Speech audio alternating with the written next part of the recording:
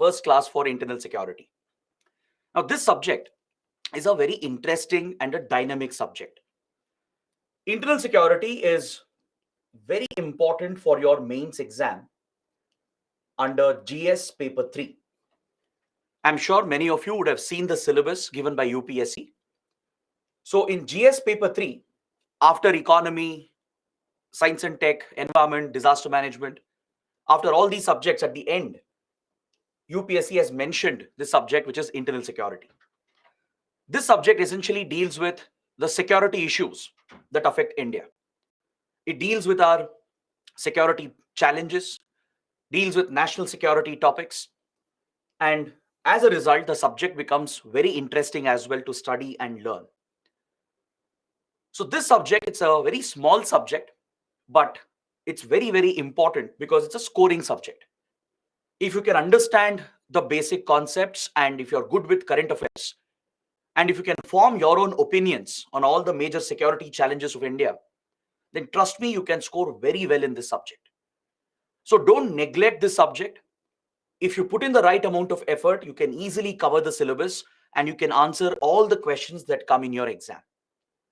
So before we start, let me tell you the significance of the subject. Let me tell you how many questions you can expect from here. In your mains exam, you're going to get 4 direct questions from internal security. That is for 50 marks. That is quite a considerable chunk. 50 marks will be in your pocket if you can cover this subject well, if you're good with current affairs, and if you can form your own opinions on our security issues. You'll get 2 10-mark questions and 2 15-mark questions. So that amounts to 50 marks. And trust me, don't neglect these questions. You can easily answer all of them. But the importance of the subject does not end here. Since it's a very dynamic subject, it is related to many other topics as well. It is closely linked with polity. It's connected to economy as well. It's connected with international relations, with science and technology. So whatever you study here will help you answer those questions as well. Like, for example, the topic of border security, the topic of terrorism, they're all connected with international relations. Then topics like cybersecurity, that's connected with polity and as well as with science and technology, right? The topic of personal data protection, cyber crimes, they're all connected with science and tech and polity. Then topics like money laundering, which is a major topic in internal security, it's linked with economy. So whatever you study here will help you in the other subjects as well. So you can expect a few more questions in other papers that are linked with internal security. You can even expect an essay topic. There could be an entire essay topic, maybe on Naxalism or maybe on terrorism. So the subject, even though it's a smaller subject compared to other subjects, it is very, very important for your mains exam. If you're lucky enough, you might even get 2-3 questions in your prelims. There could be a couple of questions in prelims as well. So maybe questions related to laws that are passed related to security challenges. Then let's say questions related to cybersecurity, money laundering, questions related to our security forces. They could all come as a prelims question as well. Especially those topics which are in news can easily come as a prelims question. So don't ever neglect this subject. So in these classes, in these 10 classes, I'll ensure that we will study the subject comprehensively. I will not only cover the current developments, but I'll also cover the background. There's a lot of historical background to several topics. We'll discuss that in detail. I'll help you form your own opinions by critically discussing and analyzing each and every topic. It will not just be a factual discussion. It's not just about reading out facts. It's about analyzing each and every topic in detail so that you are in a position to develop critical analysis on these topics. Is that clear? So today we shall start with the basics. First, I will introduce you to the syllabus and we'll start out with some basic introductory concepts. After that, we will study the linkages between development and extremism, how development and extremism are connected. And based on that, we will start with left-wing extremism. that is Naxalism or Maoism in India. This is what we'll be looking at today. All right. So before we start, a couple of announcements. One, a feedback form has been shared with you for the last week's classes. I think you guys had polity and world history. So please fill out the feedback form. And also don't forget, this Saturday, that is day after tomorrow, we will have the doubt session for polity and world history in the morning. So please attend the doubt session and send all your doubts to the given mail ID. Mention the subject name and mention all your doubts, and only those questions will be taken up by the faculty. All right, so please remember these two updates. With this, let's begin with the discussion on internal security and the syllabus given by UPSC. So under GS paper 3, these are the topics which UPSC has given for us. In a way, UPSC has clearly defined the boundary for the subject.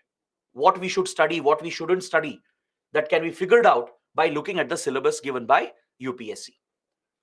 The first topic deals with linkages between development and spread of extremism. This is a conceptual topic. Here you need to understand how the lack of development can give rise to extremism. That is, in a given region, if development were to fail, if governance fails, if administration is very poor, then it gives rise to resentment amongst the people. This resentment could be exploited by extremists and radical elements to breed extremism, which becomes a security challenge for the government. So here we have to understand those linkages between development and extremism. Is that clear? The lack of development drives extremism. That is what we should understand. And the vice versa is also true. One way to counter extremism is by providing better development and better governance. In the conflict zones, like Jammu and Kashmir, Northeast India, in these conflict zones, if you concentrate on providing better governance and administration, if you provide for better development, automatically it will help in curbing extremism and radicalism. So that is what we'll understand in this chapter, followed by a discussion on the role of external state actors and non-state actors in creating security challenges for India. When we say external state actors, we are referring to foreign government agencies. External means foreign. Those state agencies, government agencies that belong to foreign governments, which might be hostile to India. Sometimes they might be friendly as well. But their government agencies, especially their intelligence agencies, they might try to target India. They might try to create security problems for India. And these foreign intelligence agencies often work with non-state groups, non-state actors, such as terrorist organizations or organized criminal groups.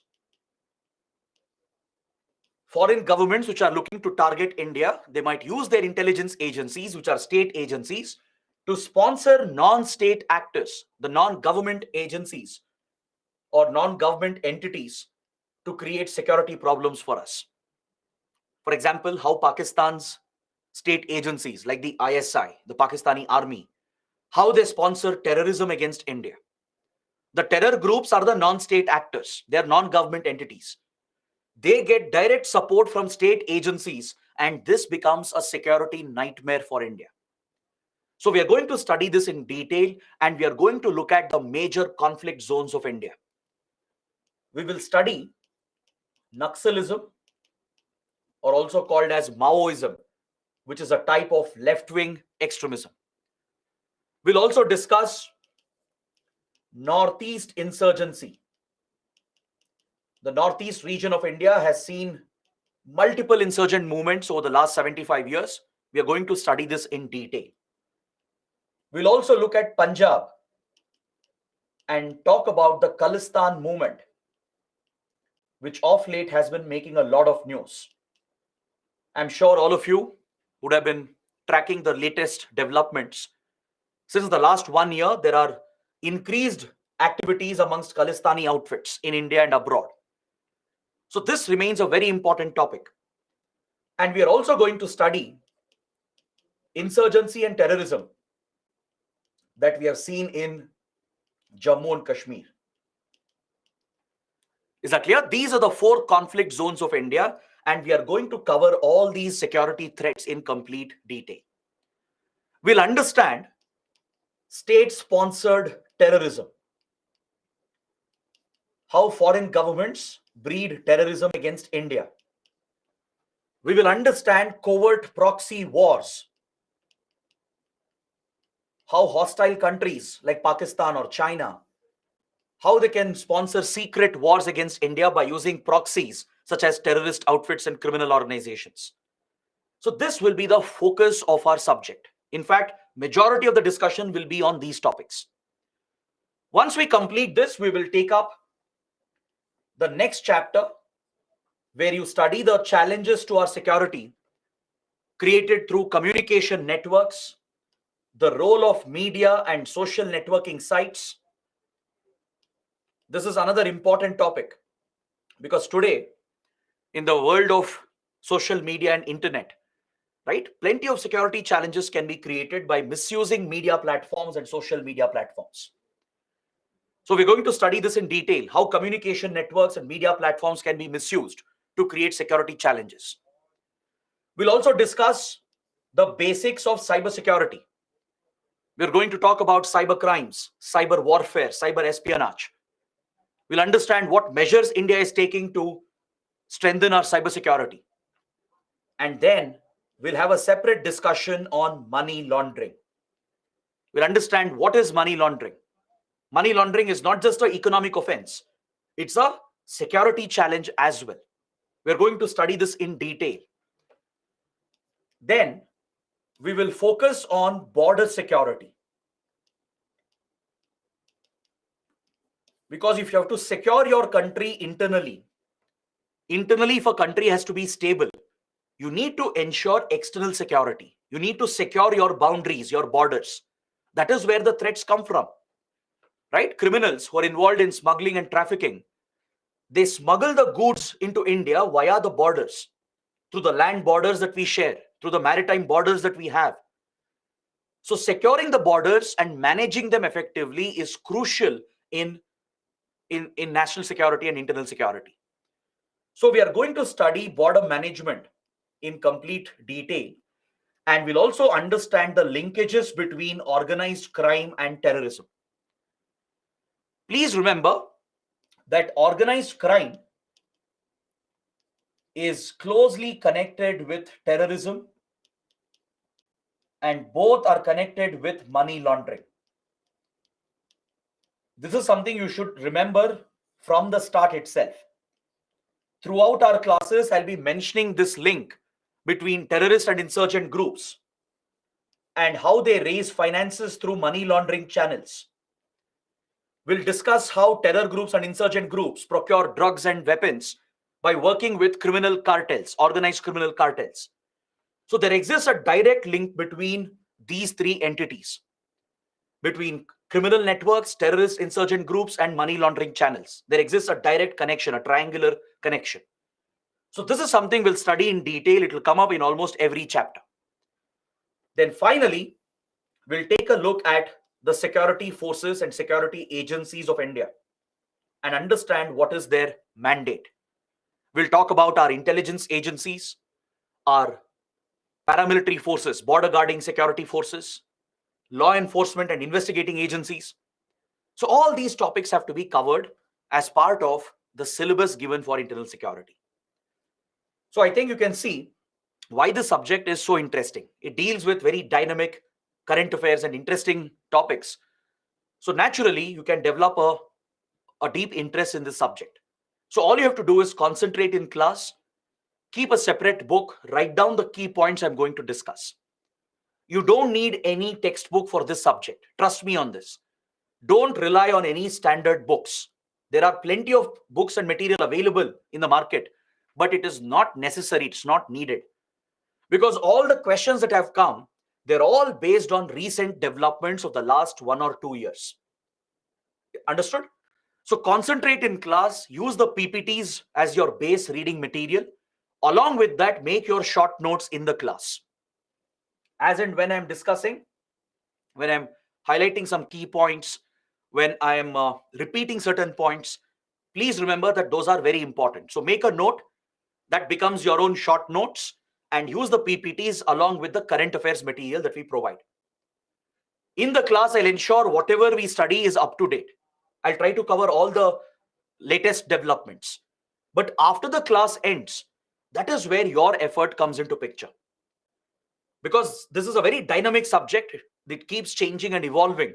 You have to read newspapers, collect information from current developments. That's why we provide you the daily news analysis, the weekly webinars, the monthly magazine. So source all the current topics from there after the classes end. So this is more than sufficient. The class PPTs, the class discussion and the notes and the current affairs material we are providing. This is more than enough.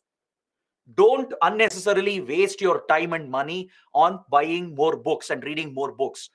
This is about cracking the exam, cracking a competitive exam. You need to develop the required knowledge so that you can write good answers for the questions that are asked. Right? You don't have to become a master in the subject. You just have to get a good understanding of these topics, gain in-depth analysis, and present that in your answers. So you don't need other books. Don't waste your time. It's better to rely on minimal material and revise that again and again instead of reading 10 different books. Since it is a small subject, my strong advice is that don't waste your time and money on other unnecessary material. Use the class notes, the PPTs, the additional reading material which is given to you, and your current affairs material which is provided. This is more than sufficient. All right. So this was the basic introduction. Now let's start with the first chapter. Let's start talking about the linkages between development and extremism. Let me help you understand what is extremism. How do we define extremism? Is extremism and terrorism the same? That is a question. Or are they different? What is the definition of extremism and how do we classify terrorism? That is something we should understand. So right now, I'll explain what is extremism. I'll help you understand the links between extremism and terrorism. And in a later chapter, we will discuss terrorism in detail. I'll help you understand how terrorism is slightly different from extremism. We'll also discuss other forms of extremism like insurgency, insurrection. All of this will be covered in coming classes. All right. But today, right now, just understand what is extremism. Extremism is any belief in a radical thought, holding or advocating extreme views, be it extreme political views, extreme religious views, or even extreme economic and social views. If your ideology is away from the mainstream, if you don't abide by the mainstream norms, and if you start believing in extremist fundamentalist thought, right, that could make you an extremist. So this could be political extremism or religious extremism or extremism based on different factors. Like, for example, a community might feel that injustice has been done to them, or a certain group of people or a people from certain region, they might feel that the government has never cared for them. The government has harmed them. So they will hold a sense of injustice. Sometimes it could be real. There could be a genuine lack of development and failure of governance. Sometimes there is a genuine failure of governance which creates that resentment. Or sometimes this could be perceived. It's just a perception of a group of people that injustice has happened to them. So when they start believing in such thoughts, and if they start acting upon it, this is known as extremism. So believing that, let's say, I believe injustice has happened to me, and to take my revenge or to extract justice, if I resort to violence, or if I encourage radical views and radical thoughts and promote radical activities in the society, which is otherwise illegal, which is away from the norms of a constitutional civilized democracy, then those acts are extremist acts. So within extremism, there is a range, there is a wide range within extremism. Extremism could be as simple as having a radical belief. Let's say at an individual level, I personally believe in a radical thought, in a radical religious thought. Let's assume a person, he believes that his religion is supreme. He undermines other religions. He believes that his religion is the most dominant supreme religion, and he believes other minorities should be targeted. So a person holds that kind of thought is a radical, he's an extremist. Just holding those thoughts, thinking on those lines, reading about it, advocating those views makes one an extremist. But all extremists are not terrorists. Terrorism is the last stage in extremism. Terrorism is the last step in extremism. So I told you that extremism has a wide range. It could be something as simple as holding a radical belief, believing in a radical thought. Next, I might start acting upon it. I might start propagating it.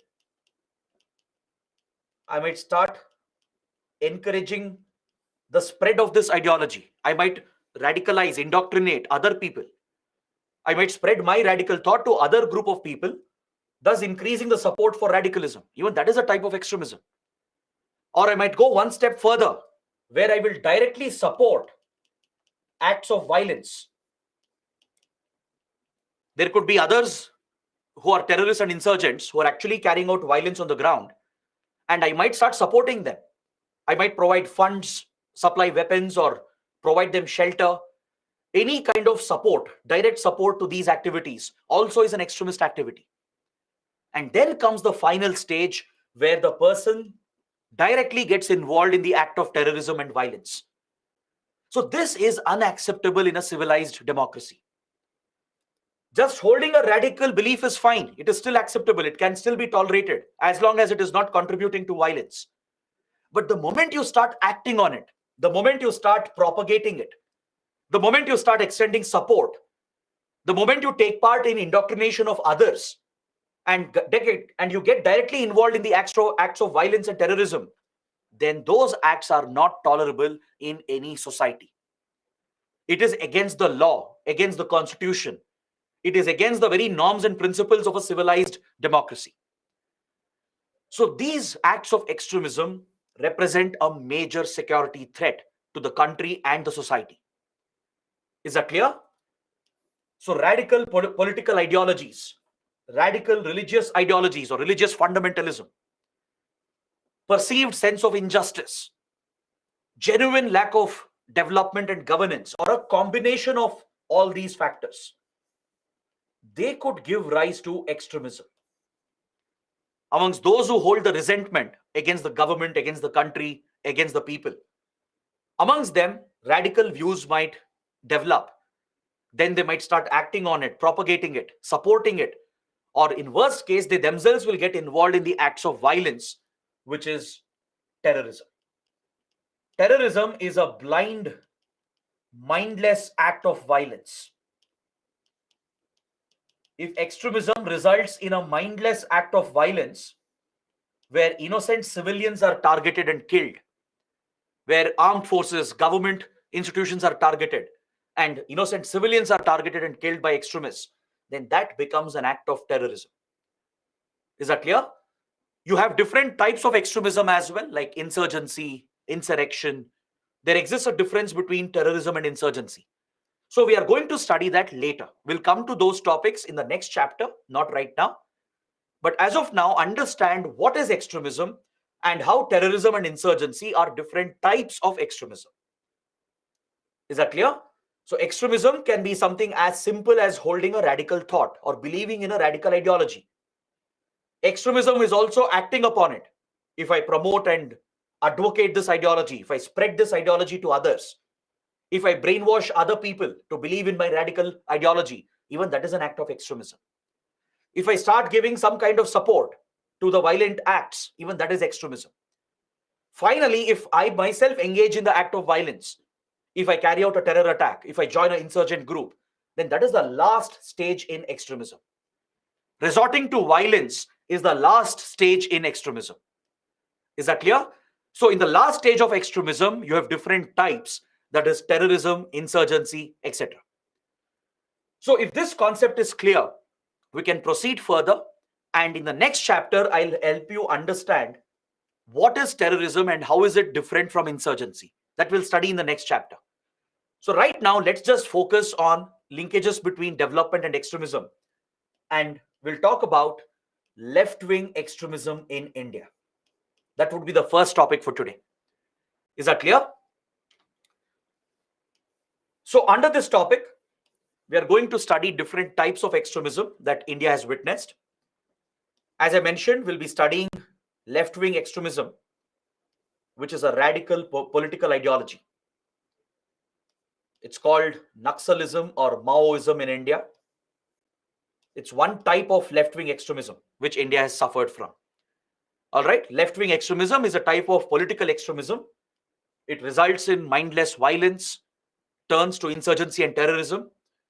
And in India, we call it the Naxal movement or the Maoist movement. We'll also study Northeast insurgency in detail, along with religious fundamentalism and terrorism, especially state-sponsored terrorism that we have witnessed in Punjab and in Jammu and Kashmir. Essentially, the Khalistan movement and the separatist movement seen in Kashmir, which includes insurgency and terrorism. So we'll study the role of Pakistan. We will study the role of China and other state actors, other foreign governments and their agencies in supporting these extremist acts against India. Is that clear? So please look at this map.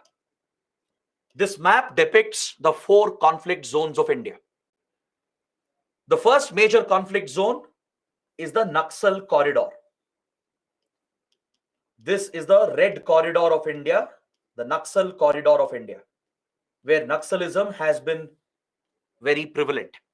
From Bihar to West Bengal, Jharkhand, Chhattisgarh, Madhya Pradesh, Maharashtra, Odisha, Andhra Pradesh and Telangana, parts of Karnataka, Tamil Nadu and Kerala, parts of Delhi, Punjab and Haryana. These parts of India have been affected by Naxalism, or also called Maoism. So this is one conflict zone. We are going to study Northeast insurgency, how the northeastern states have been affected by multiple insurgent movements. We are going to study the Khalistan movement in Punjab. And we are also going to study insurgency and terrorism in Jammu and Kashmir.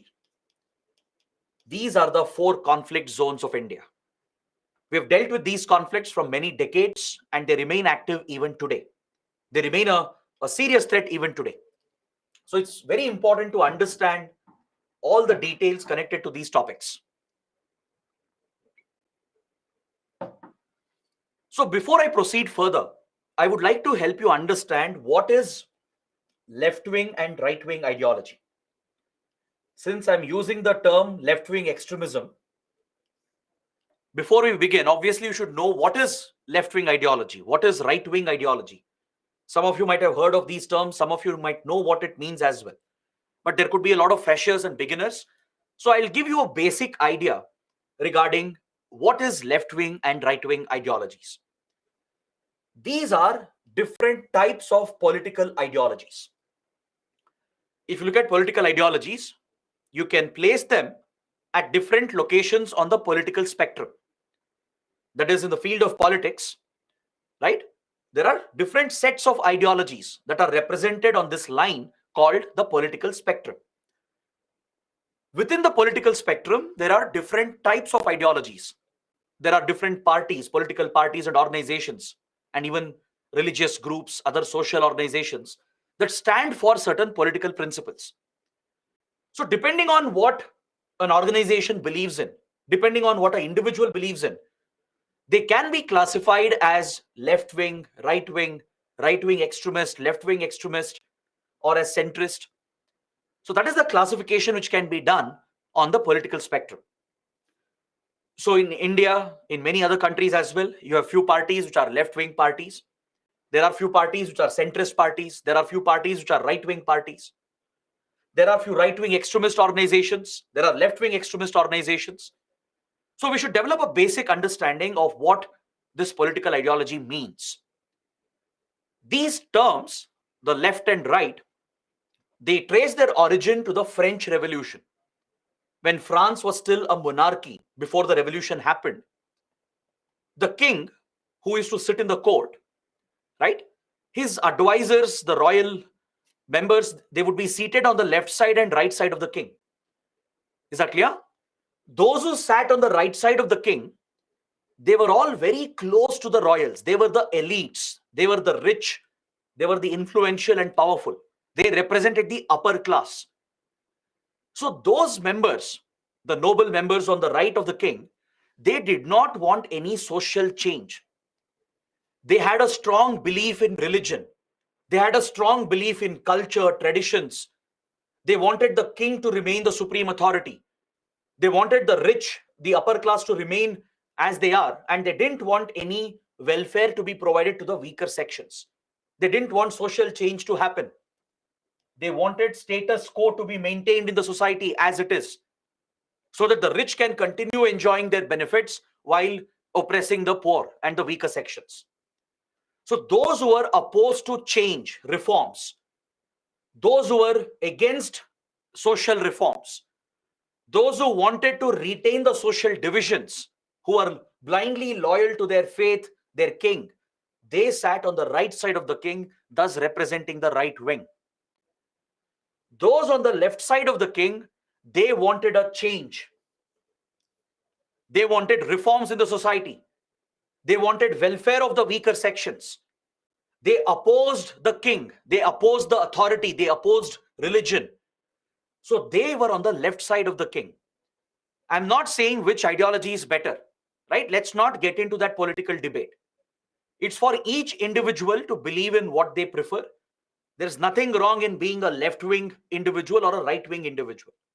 All these ideologies within this bracket, within this green boundary that I'm drawing here, they're all acceptable in a civilized democracy. In a modern civilized state, all these ideologies are acceptable. Left-wing ideology is acceptable. You also have something called left of center that comes in between centrist and left-wing ideology. Then, of course, you have centrist ideology in the middle. You also have right of center between centrist and right wing. Then you have right wing ideology. So all these ideologies are tolerable in a civilized democracy. They are absolutely fine. You might believe in right wing ideology, nothing wrong with that. You might believe in left wing ideology or left of center, right of center. They're all absolutely fine because they don't result in violence. They don't contribute to breakdown of the security and law and order situation. But anything outside of it, anything beyond this boundary that I have drawn, results in extremism, violence, and terrorism. Both forms of extremism are equally dangerous. Be it right-wing extremism or left-wing extremism, both are equally dangerous. They eventually result in dictatorships. They result in the rise of authoritarian leaders, dictators, where fundamental rights and human rights are curbed and violated. These are reactionary ideologies. The right-wing extremist ideology especially is a reactionary ideology of the majority communities or the majoritarian groups.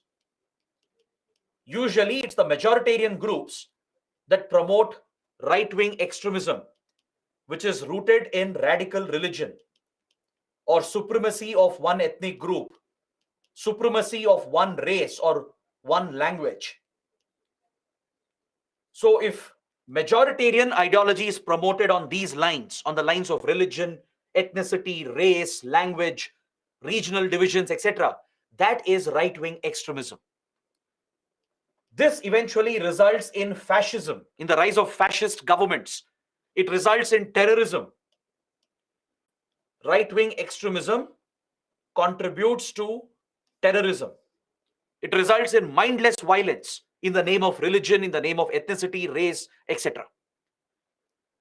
On the other hand, left-wing extremism gives rise to a radical state, an authoritarian dictatorial state, which is rooted in extreme form of communist ideology. It's an extreme form of communism. It's a political ideology, right? And it results in large-scale violence and terrorism as well. Even left-wing extremism will result in violence. It could give rise to insurgencies. It could give rise to terrorism. So both forms of extremism are equally dangerous to any country, to any society. Is that clear? Now, if I give you some examples, I think you'll have a better idea. If I take the names of some political parties and organizations, and if we mention which ideology they belong to, which ideology they stand for, then things will become a little more clear to you. Now, in India, the ruling party at the central government is the BJP. Correct? BJP is a right-wing or right-of-center political party. It's a mix of right-wing and right-of-center. This is where the BJP stands for. This is where it is located. The Indian National Congress, the other major political party in India, is a left-of-center party. Is that clear? So it all depends on what is their stand on certain issues. Like, for right-wing groups, religion is more important, tradition is more important, culture is more important. On the left wing, religion gets a slightly lesser significance. Religion loses significance because there is an approach towards humanity on the grounds of equality, where all humans are seen as equal as you move towards the left. Even your ethnic, racial, linguistic divisions lose significance on the left, but they gain significance on the right. So you have some regional organizations like, let's say, Shiv Sena and AIDMK. All these are right-wing or right-of-center political parties. All right? Whereas the Janata Dal, then even the Aam Aadmi Party to an extent, they're all left-of-center or left-wing parties. Even the Communist Party of India, Marxist, the Marxist Party in Kerala, West Bengal, in Tripura, the CPI Marxist is a left-wing political party. So all these ideologies are acceptable in a civilized democracy. That is why they all contest elections. The BJP contests elections, Congress contests elections, Janata Dal, Aam Aadmi Party, the DMK, AIDMK, the Shiv Sena, right? There are many more, many regional parties, the CPI Marxist. They're all acceptable in a constitutional democracy. Their ideologies are tolerable because they believe in the constitution. They believe in the law of the land. They respect the constitutional principles, and they all get an opportunity to contest and compete in a democracy. But anything outside this, be it on the left or right, both are equally dangerous. For example,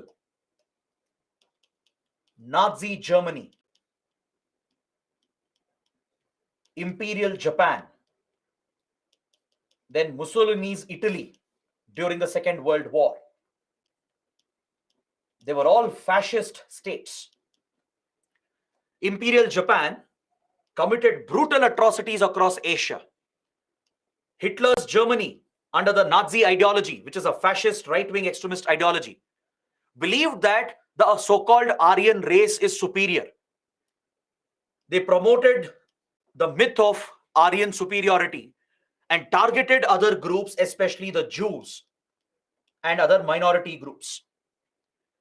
So on these lines, on ethnic, racial, religious, linguistic lines, if extremist views are promoted, if violence is carried out in the name of these social lines, then this is a form of right-wing extremism. These were fascist states ruled by authoritarian dictators. These dictators like Adolf Hitler, they rise to power on the basis of lies and propaganda. They propagate the lies that other minorities are a threat to the majority group. They propagate a myth that one leader can solve all the problems. They create a hero figure. In real world, you don't have such heroes who exist. One single leader can't do anything, right? It's a collective effort of a nation. But these myths are propagated and all the problems are blamed on minority groups. This is a classic feature of a fascist state. This gives rise to dictatorship. It gives rise to authoritarian rule where your fundamental rights are curbed, human rights are violated, and minorities are targeted. So all forms of right-wing extremism results in violence and terrorism. Take, for example, the Taliban, the Islamic State. They are classic examples of right-wing extremist organizations. Right? Their philosophy is rooted in radical religion. And please understand, the problem does not lie with one particular religion or one particular community. In every religion, there are strands of extremism. This is a basic note I'm issuing at the very beginning. I hope everyone here is a mature audience, right? Because this is a competitive level exam and you can't take offense to what we are discussing. This subject is a very delicate, sensitive subject. It deals with many sensitive topics. We have to name and call out certain radical ideologies. We have to do that. That is the nature of the subject. So please understand, no religion preaches extremism and terrorism. At the core of it, be it Islam, be it Hinduism, Christianity, Buddhism, Sikhism, Judaism, all major religions, none of them preach extremism or terrorism. The problem does not lie with any religion. It is the elements in each religion. There are certain elements in each religion. They misuse their faith. They misinterpret their faith, give it a wrong interpretation for their selfish political interests. They give their religion a wrong interpretation and breed extremism and promote radicalism and terrorism. And you find this in every faith. Is that clear? If Taliban, Islamic State, Lashkar-e-Toiba, Jaish-e-Mohammed, and many others, if they represent the radical sections within Islam, similarly, you have radical outfits in Hinduism as well, right? They have misinterpreted the faith. They are using religion for their selfish interests, for their political interests. In Christianity, you have radical groups. In Buddhism, there are radical Buddhists, right? And it's ironic because Buddhism is built on the principle of ahimsa. The very core philosophy of Buddhism is built on ahimsa. Such a beautiful religion has been misinterpreted by radical extremists, and see what radical Buddhists have done in Sri Lanka and in Myanmar. The Tamil minorities have been targeted and oppressed by radical Buddhists. That's what led to the civil war in Sri Lanka. In Myanmar, minority ethnic groups, Rohingya Muslims, they have been targeted, oppressed by the radical Buddhists. Look at the Khalistan movement. Majority of the Sikhs, 99% of them are peaceful. They don't believe in Khalistan ideology. But some of these vested elements who have their own selfish, narrow agendas, they have given religion a wrong interpretation and they have bred the Khalistan movement, which is a radical ideology rooted in religious extremism. Correct? Even in Judaism, Jews have suffered historically. They've been oppressed wherever they went. They suffered the Holocaust at the hands of the Nazis. But today, there are right-wing extremist Jews in Israel who are committing similar atrocities against Palestinian Muslims. Right? So extremism is not limited to any religion or community. Please don't have these wrong notions. I'm very sure that many of you have a very biased opinion. It's not your fault.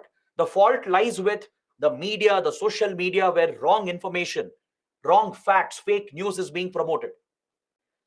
In this exam, you have to remove your biases. You have to move away from your personal religious biases, political biases. Here you become a neutral person, or else you cannot be a good civil servant. You cannot serve your country unless and until you are politically neutral, religiously neutral. Keep your faith at home. That's your private matter. It's not a public matter. Please understand that no faith, no religion promotes extremism. There are vested elements, political vested elements, extremists who have misinterpreted their religion, given it a wrong interpretation, and you can see this in every faith, in every religion. Is that clear? So this is something you have to get it right at the very beginning. Because I will be talking about Islamic State and Taliban and Lashkar-e-Toiba. I will be talking about Khalistan movement. We will mention radical Hindutva as well. We will mention radical Buddhism as well. So I hope everyone here is a mature audience. Don't take offense to what we discuss. Understand what we are going to study. I promise that I will be neutral. I will ensure will not take any sides, any biases. We'll discuss the facts as it is. Is that clear? It is this neutrality which is needed for an aspiring civil servant. This is what you should reflect as well in your exams and later as well in your service. If you become an IAS officer, if you become an IPS officer or IFS officer, you have to be religiously neutral, politically neutral. Don't fall for the propaganda of political parties and religious organizations. Stay away from that. Is that clear? So similarly, towards the left wing, the extremist ideology results in violence and terrorism. For example, look at what happened in Soviet Union under extremist leaders like Stalin and Lenin. These Soviet leaders, they promoted extreme communism and turned their countries into dictatorships where mass atrocities were committed. Millions of people were eliminated. Even the Maoist movement in China, the Maoist ideology in China of Mao Zedong is a type of left-wing extremist ideology. We are going to study this in detail. This is what we call as Naxalism in India. Maoism that took root in China spread to many countries, including India. So the Indian version of Maoism is called Naxalism. These are left-wing extremist ideologies, which also result in violence and terrorism. Understood? So if you get this basic idea about political ideologies, it will become easier to start with the next topics. If you want some global examples for political parties, the Republicans in the US, the Republican Party, is a right-wing party, the party of Donald Trump. The Democrats, the party to which Obama, Biden, they belong to, they are the Democrats, the Democrat Party. Democrats are left of center. The Democrat Party in the US is a left of center party. Is that clear? Whereas the Republicans in the US are right-wing. It's a right-wing party. So there are many examples you can mention like this. In India, you don't have a truly centrist party. This is usually a feature of developed, progressive societies. Centrist parties, they believe in truly liberal ideologies. They give utmost priority for fundamental rights, equality, freedom of speech and expression, to respecting all communities, to treating everyone as an equal, right? The strongest belief for these basic rights exists at the center.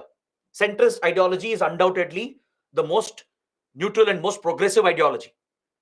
But this is usually a feature of developed societies, progressive economies which have advanced in their development, which have given up their obsession with religion, caste, ethnicity, etc. So this is usually a feature of Western Europe. In India, you don't have a centrist party. In Western Europe, in developed countries like, let's say, Finland, in Belgium, Germany, Netherlands, then in France as well, Sweden, right? In Ireland, in such countries where there is a lot of economic progress, social progress, where the societies have advanced and progressed, there you find few centrist parties to be present, which are truly centrist. They have a strong commitment for all liberal values and ideals. Got it? So depending on how organizations differ in their stand on different issues, they're classified as left-wing or right-wing organizations. And all forms of extremism is equally dangerous for the country, be it left-wing extremism or right-wing extremism. Both forms of extremism result in violence, dictatorship, and terrorism. Is that clear? I hope you guys have grasped everything that I have discussed. This is just a basic foundation. If you have any questions, let me know. I'll pause for 5 minutes. I'll take up all your questions and doubts, but please keep it limited to what we have studied. Don't jump ahead and ask questions from other chapters. We'll come to it. We'll take it one by one slowly. From what we have discussed in the last 50 minutes, if you have any doubts, please let me know. Because after this, I'm starting with the next topic where we will understand the linkage between development and extremism. We'll understand the origin of Naxalism in India. We'll understand why Naxalism originated and how left-wing extremism got rooted in India. That is something we'll study in the next part. So before I begin with this next topic, please let me know if you have any questions and doubts.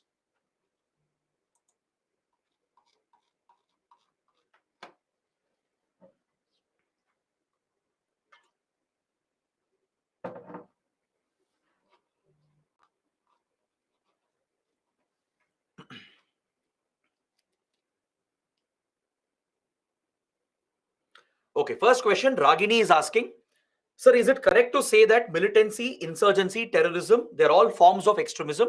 Yes, you're absolutely correct, Ragini. Insurgency, terrorism, militancy, they're all different forms of extremism. You're absolutely correct. So in the next chapter, I will explain what is terrorism, what is insurgency, how are they different. We'll study that. But for now, please understand they're all different forms of extremism. Pooja is asking, sir, there are atrocities against blacks in Western Europe. Yes, that is by extremists. The white racial supremacists who believe the white race is superior, they have targeted the black community and even minorities of other color. It happens in the US as well. In US, you have few white supremacist groups that target not just the black community, but even immigrants and other minority groups of other color. All these are extremist organizations. They are found in US as well, in advanced economies like European countries as well. No country is free from extremism. Every country has some form of extremism.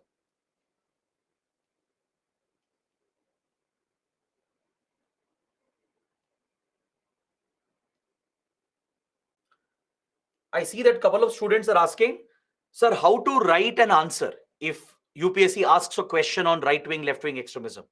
Trust me, UPSC will not ask this question. I'll tell you why. It is a sensitive topic. Even though it is essential to understand, there won't be a direct question on it. There will be question on Naxalism. There will be question on Khalistan movement, question on other forms of terrorism. But UPSC will not directly touch this particular topic which we discussed, because it is political. It has religious connections. These are sensitive topics. So UPSC will not ask you a direct question on this. It might ask you what is left-wing extremism, right-wing extremism, right? That you can define, that we have understood. But it will not go into the details. It will not get political in the question. So don't worry about that. This was for your basic understanding. To cover the next topics, you need this basic concept. That's why we had to discuss this.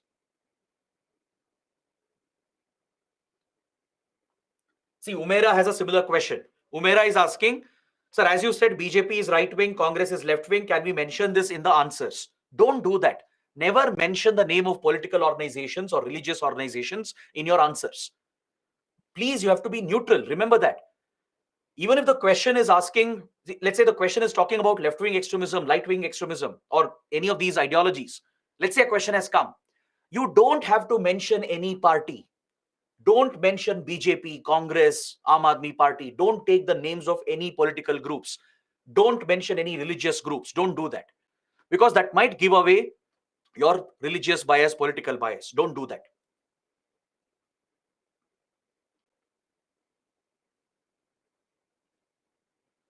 Devansh is asking, capitalism comes before fascism. See, capitalism is an economic ideology. But yes, fascist states, they believe in blind capitalism where they just promote the rich industries, etc. But capitalism itself does not directly contribute to fascism as such. There is a connection, but capitalism is more of an economic ideology where private sector has to play a bigger role in the economy, right? The opposite of capitalism is socialism, communism, socialism, where it's believed that the state has to control the resources, the economy, and the manners of production. Like Soviet Union, right, was a socialist economy. It still is a socialist economy. So those are economic ideologies. So capitalism, in a way, plays a role in fueling fascism. Like if you take Nazi Germany, for example, the capitalist industries, the industrialists, they did align with Hitler. They did sponsor the rise of fascism. But it's not one and the same. Capitalism is an economic ideology, whereas fascism is a political ideology.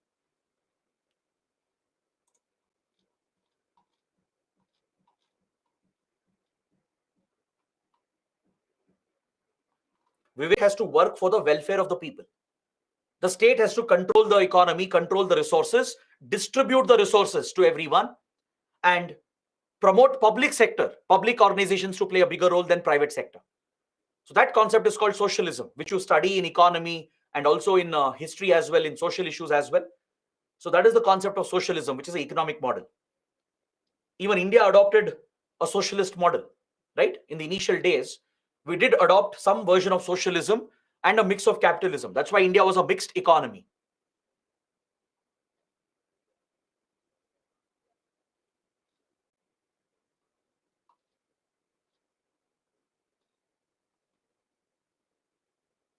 Gansham is asking, factors leading to extremism, is it justifiable? Extremism is never justifiable. Even if there is a genuine root cause, you can never justify that with violence. There is no excuse for resorting to violence in a civilized state. There are other options to get justice. I know sometimes it might be difficult to get justice, but still, you can't resort to violence. You can't use that as an excuse to justify violence. So, violence and extremism is never justifiable. Please understand this.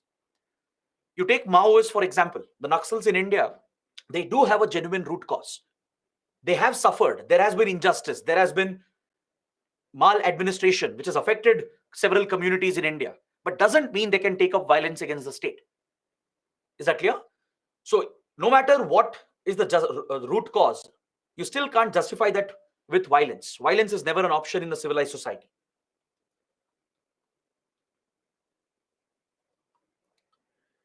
Next, Mujtaba is asking, sir, where does Jamaat-e-Islami and RSS stand? They're all right-wing organizations, right-wing religious organizations, be it the Jamaat, be it Bajrang Dal, RSS, VHP. They're all right-wing organizations.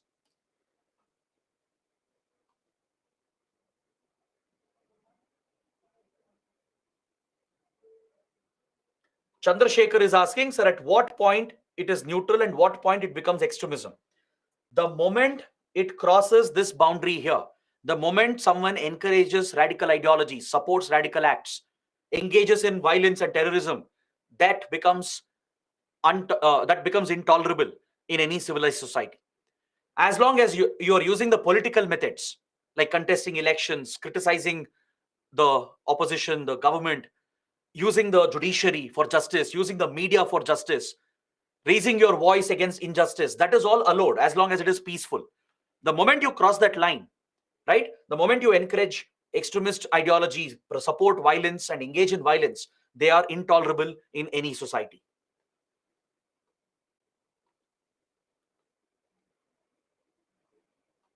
Aniket is asking, sir, why terrorism is mostly seen in eastern parts of India? No, not at all. Terrorism is seen in different parts of the country, not just in eastern parts of India.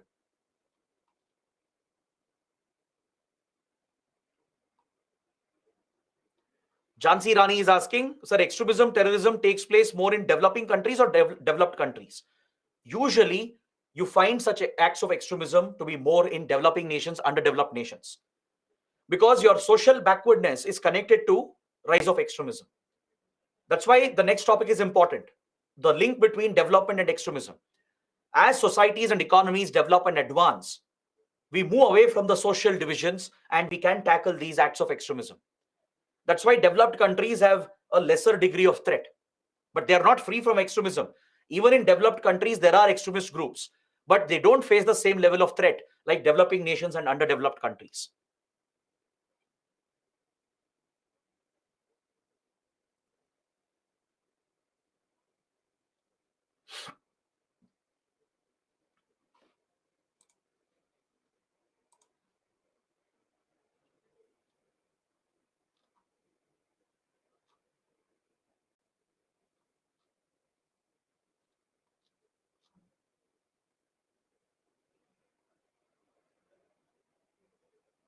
Abhishek is asking, dacoits are also formed due to injustice and maladministration.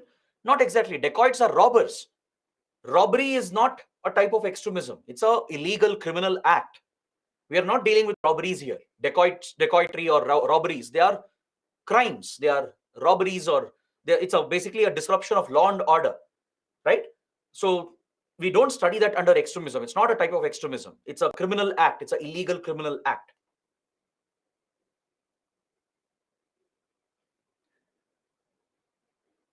Sharath is asking, sir, unemployment leads to extremism. Yes, it can contribute. When the younger population, when they don't have employment opportunities, if they don't have good education, if they don't have enough livelihood opportunities, they become vulnerable for indoctrination. They become the targets of these radical extremists. They will easily brainwash them because they don't have a job. They have a resentment against the state. And as they say, an ideal mind is a devil's workshop, right? So those who are not productively engaged in the society, in the economy, they are more vulnerable to radicalization. So unemployment can drive extremism. It could be one of the factors.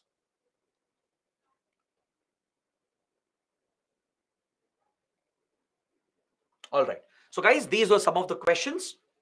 Now let's move on to the next part of the discussion. Let's start with the linkages between development and extremism and how it has contributed to the rise of Naxalism in India. This is going to be a slightly bigger discussion, a detailed discussion.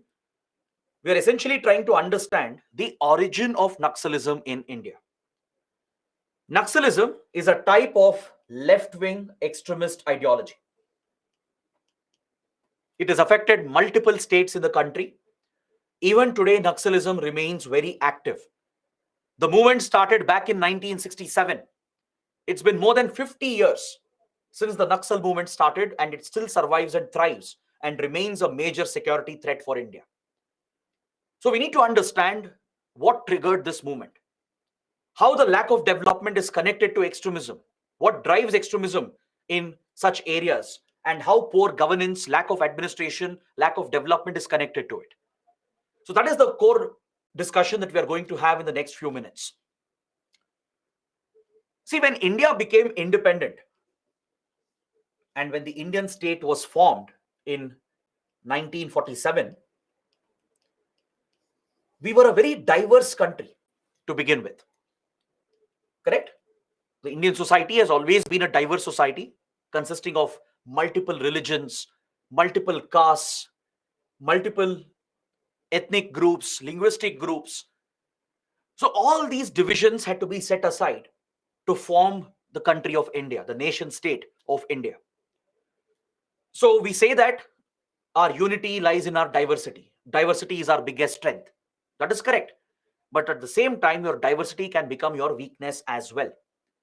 When there are social divisions between different religions, different communities, different ethnic groups, linguistic groups, different castes, those divisions could increase, contributing to radical ideologies. So when India was formed, when India became independent, it was after a prolonged struggle against British rule.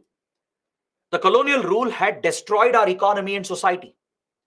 At one point, India was a thriving economy, right? Even though India as a state did not exist, right? The Indian civilization, which is an ancient civilization, was a very progressive civilization. Even though it was ruled by different empires, different kingdoms, even though multiple religions have thrived, all different ideologies have been absorbed in India, and that is what gives us the strength of diversity. That's the beauty of the Indian society. But this strength of India was destroyed by colonial rule. Years of colonial exploitation destroyed our economy, destroyed our agriculture. They destroyed our cottage industries. They harmed the tribal communities in India. The tribal communities which reside in forests, which dwell in forests. Their basic rights were taken away, right? Their dignity was affected. So the British left behind a broken country, a broken economy, a broken society. So thanks to the social divisions in our country, when India was formed, there were multiple challenges in the country. The first government of India, the then Nehru government, had to deal with numerous challenges which you can't even imagine, you can't even think of. Keeping the country together itself was a big challenge. There were many princely states which were not willing to join India. Some were willing to join Pakistan, like the Nizam of Hyderabad, the Nawab of Junagadh, right? Raja Hari Singh of Jammu and Kashmir wanted to remain independent.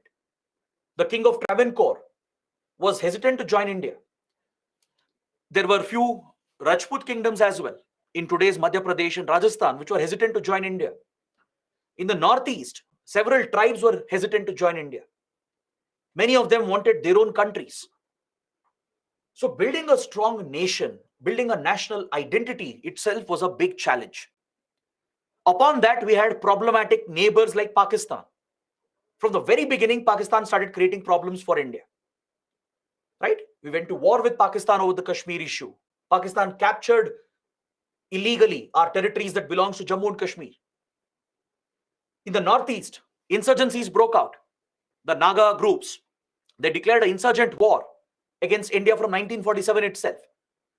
So there were multiple security threats, multiple challenges, including economic and social challenges. Our economy had been destroyed to such an extent that we had to depend on outside support for everything, even for basic food. Our agriculture had been decimated. Due to the destruction of traditional farming, the farmers had suffered a lot.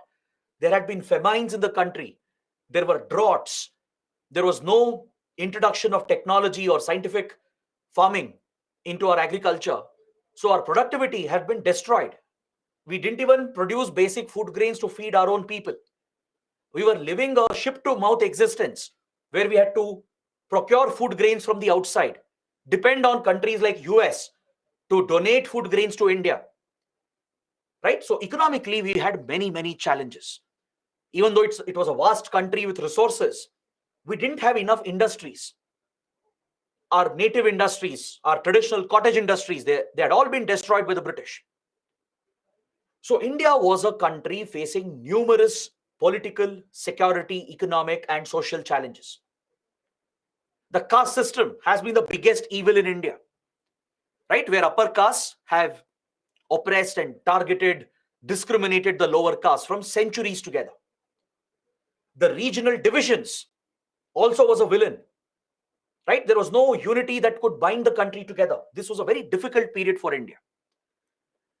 So at this point, when India was set up as a nation state, the focus of the government, the Constituent Assembly, which had the task to draft the constitution, was to ensure that all the communities are given equal treatment, equality to everyone was the biggest promise on which the nation state of India was built. If you ask me which are the two most important principles in our constitution, which we eventually adopted, one is the right to equality, and second is the secular nature of Indian democracy and the Indian society. These two principles are the pillars of Indian democracy. If we remain as a strong, united country today, if we are an emerging global power today, it's all because of our constitutional principles that were enshrined in our constitution. So thanks to our founding fathers, thanks to our freedom fighters, our freedom struggle was inherently secular. Our freedom struggle was built on the principle of equality, right? It was built on inclusion of all communities, right? There was no discrimination as such within our freedom movement, within our freedom struggle. The leaders of India, the then freedom fighters and the leaders of India, they were far-sighted enough to understand what India needed to keep the country together. So in the constitution, several guarantees were provided, commitments were made through fundamental rights and directive principles of state policy that the state will look after the welfare of the people.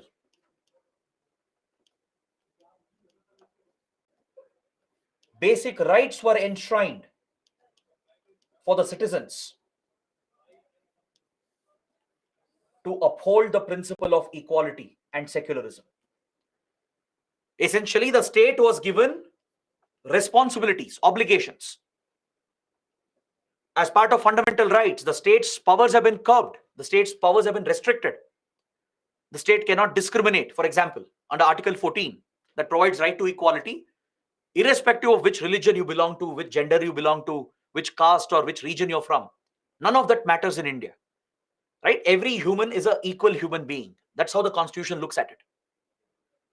There are other provisions as well with regard to employment, with regard to education. The constitution also provides for reservation to uplift the weaker classes, to truly provide for equality for those communities which have been oppressed and left behind, like Dalits, the scheduled castes, the scheduled tribes. For them, affirmative action has been included in the form of quota system or reservation system.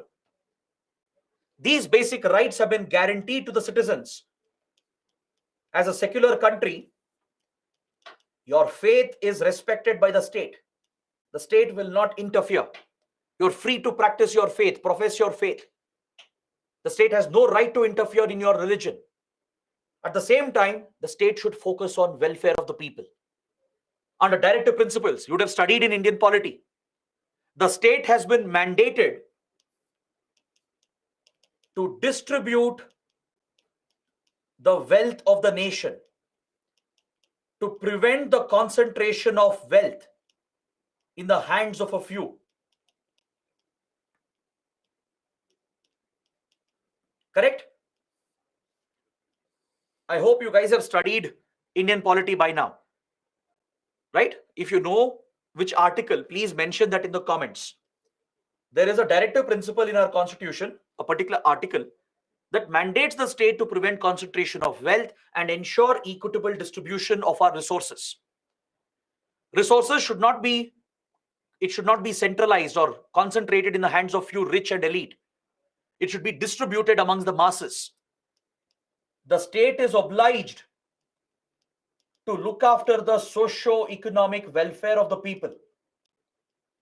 There are directive principles that direct the state to provide for economic upliftment, to provide jobs, to look after the old people, to look after the weaker sections, the vulnerable sections in the society.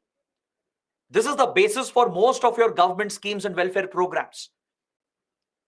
So it was this promise made in the constitution that brought the country together, because it gave hope to all the people. All the downtrodden classes, the weaker classes, they got a hope that they have a future in this country. They could envision a dream. They could aspire for development. They could aspire for progress by being part of this new country, because a constitutional guarantee was given, a constitutional commitment was made. So from SCs to STs, to the backward classes, the farmers, peasants, workers, and any other weaker section, vulnerable section you can think of, for them, a hope was given by the constitution that the Indian state will look after them.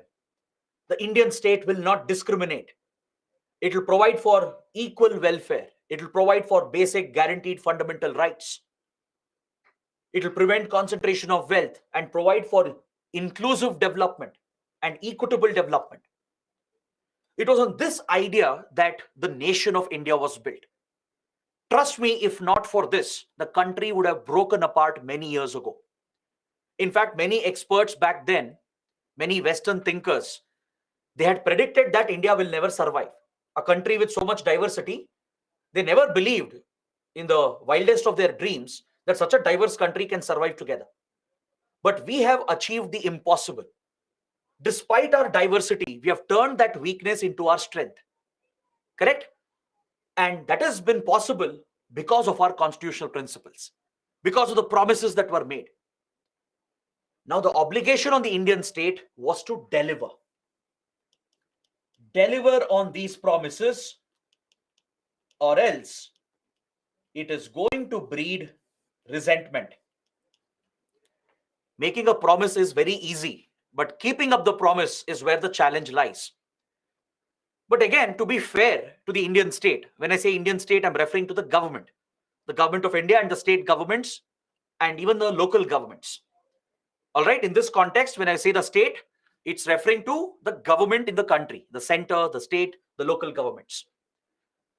Of course, people had every right to expect this from their government, right? All the sections of the Indian society who were given this promise, this constitutional promise, they had a right to claim these benefits. It was natural to expect this progress to happen, this development to happen. But at the same time, please understand the difficult position of the Indian state back then.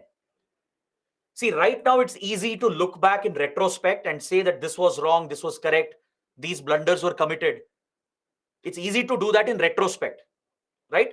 But in that context, I'm talking about 1950s to 1990s, those 40 years. It was a very difficult period for India, very challenging period. During this period, the Indian state achieved a lot of success. There was a lot of progress in certain sectors. But at the same time, there were many failures as well. There were many places in the country, there were many sectors in our economy where governance had failed, and this directly contributed to the rise of resentment amongst the affected communities, affected people. People had high expectations from the Indian state, but when they saw that the state was not delivering, when they saw that corruption had taken root, when they saw that few communities were thriving and others were being left behind, when they saw that few regions were developing and other regions were being left behind, naturally it contributed to resentment. Because some sections believed that injustice had been done to them. And this is true as well in certain contexts. For example, farmers, peasants, workers, tribal communities, they did suffer from lack of development and poor administration. This is a reality. Poor governance, lack of development did have a big impact on the tribal communities of India, on the farmers of India, on certain regions in India. Some regions were thriving. They started developing at a very fast rate, especially South Indian states, Western states, Gujarat, Maharashtra, Karnataka, Tamil Nadu, Kerala. They all developed and progressed at a much faster rate than the rest of the country, right? This was, of course, not a deliberate targeting of any region, but that was the lopsided nature of development. There was better governance in certain states, but some states fell behind. There was a corrupt nexus between politicians, the industrialists, government officials. The corruption destroyed the governance system in many places. It led to injustice to several communities, especially farmers, peasants, and workers. So over a period of time, a resentment would start to grow amongst these sections. It was only natural. Because when there is genuine injustice which has happened, right, it will definitely breed resentment amongst the affected population. And if it is exploited by extremists, it will easily turn into a major security threat. Now imagine a situation. Let's say there are two communities. Okay, let's say there are two religious communities and a communal riot has happened. All right. In this incident, if the police, the government, and the judiciary, if they are not neutral, if they don't deliver equal punishment to all the perpetrators, irrespective of their religion, right? If they don't do that, then definitely there will be one community which feels affected, which feels that injustice happened to them. If the government fails to be neutral and fails on this front of governance and development and justice, those who hold a sense of injustice, they will become a breeding ground for resentment. They will be dissatisfied with the government, the judiciary, the constitution itself. And the moment people lose faith in the constitution, that is where they become vulnerable for extremism. Extremists can easily radicalize them, brainwash them to take up violence against the state. So that is the direct connection that exists between lack of development and extremism. Is that clear? In areas where governance has failed, where development, equality has not been provided, justice has not been provided, where wealth has been concentrated in the hands of few rich, powerful elite, where there has been corruption between governments, politicians, and government officials and the industrialists, right? The poor people are the ones who are affected. They are the ones who are being left behind. So when this lack of development prevails for a prolonged period, and when justice is not delivered to these people, when better governance is not delivered, it is going to create resentment that becomes a ground for extremism. So this is the connection you need to understand. So we are going to talk about Maoism in India. I'll show you which regions of India have been affected, how the rise of Maoism is linked with poor governance and lack of administration. That is something we should understand. And I'll also give you some specific examples that gave birth to Maoist movement in India. Please look at this map. You can identify the Maoist affected states in India. The red corridor of India is being shown in this particular map. Multiple states in India are part of the Naxal corridor. It includes Bihar and West Bengal, where it all began. This is where the story begins. All right, we'll discuss that. We'll see what happened in 1967 in this region of West Bengal and Bihar and how Maoism took root in India. We will understand how it spread to other parts of the country like Odisha, then later to Jharkhand and Chhattisgarh, parts of Madhya Pradesh, Maharashtra, UP, Telangana and Andhra Pradesh, parts of Western Ghats, even some parts of Delhi NCR region. These are the different regions that have been affected by Naxalism. At one point, Naxalism was a very significant threat. Today, the threat has declined. Today, we have managed to counter Naxalism quite effectively in the last 15-20 years. But back in 1970s, 1980s, and even in early 2000, Naxalism or left-wing extremism was India's biggest internal security threat. Former Prime Minister Manmohan Singh, he made a very important statement in 2009.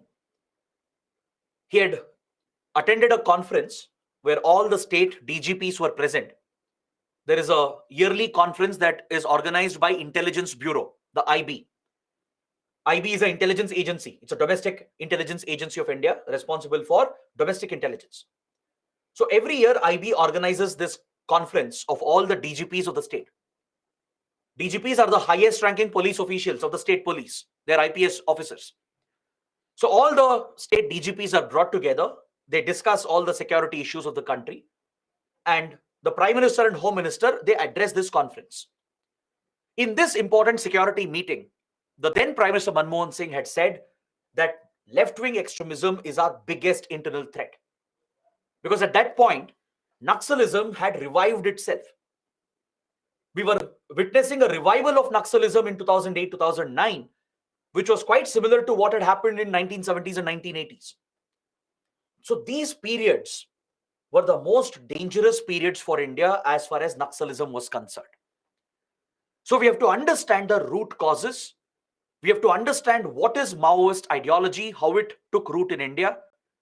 Look at some examples to understand what were the contributing factors and how it spread across the country, how it has evolved over the years, and what has the government done to tackle this security challenge. So this is what we should cover in the remainder of today's class. Is that clear? So please understand that Naxalism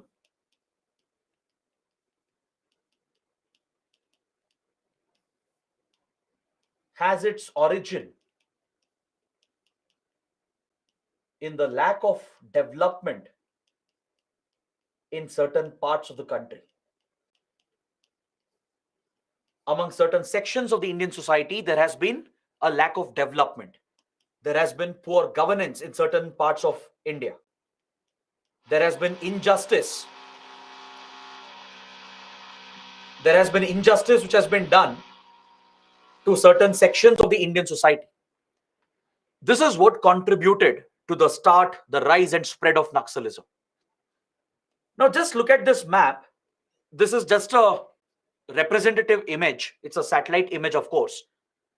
You can see the night image of India. You can look at the electrified cities of India. But there are some pockets of darkness. They basically depict the lack of industrialization, urbanization in certain pockets of India, especially in this region, in the central and eastern parts of India. You see this region of darkness. This is often seen as an indicator of lack of development and poor industrialization of certain pockets of the country. But what is ironic is that this region is also the resource-rich region of the country.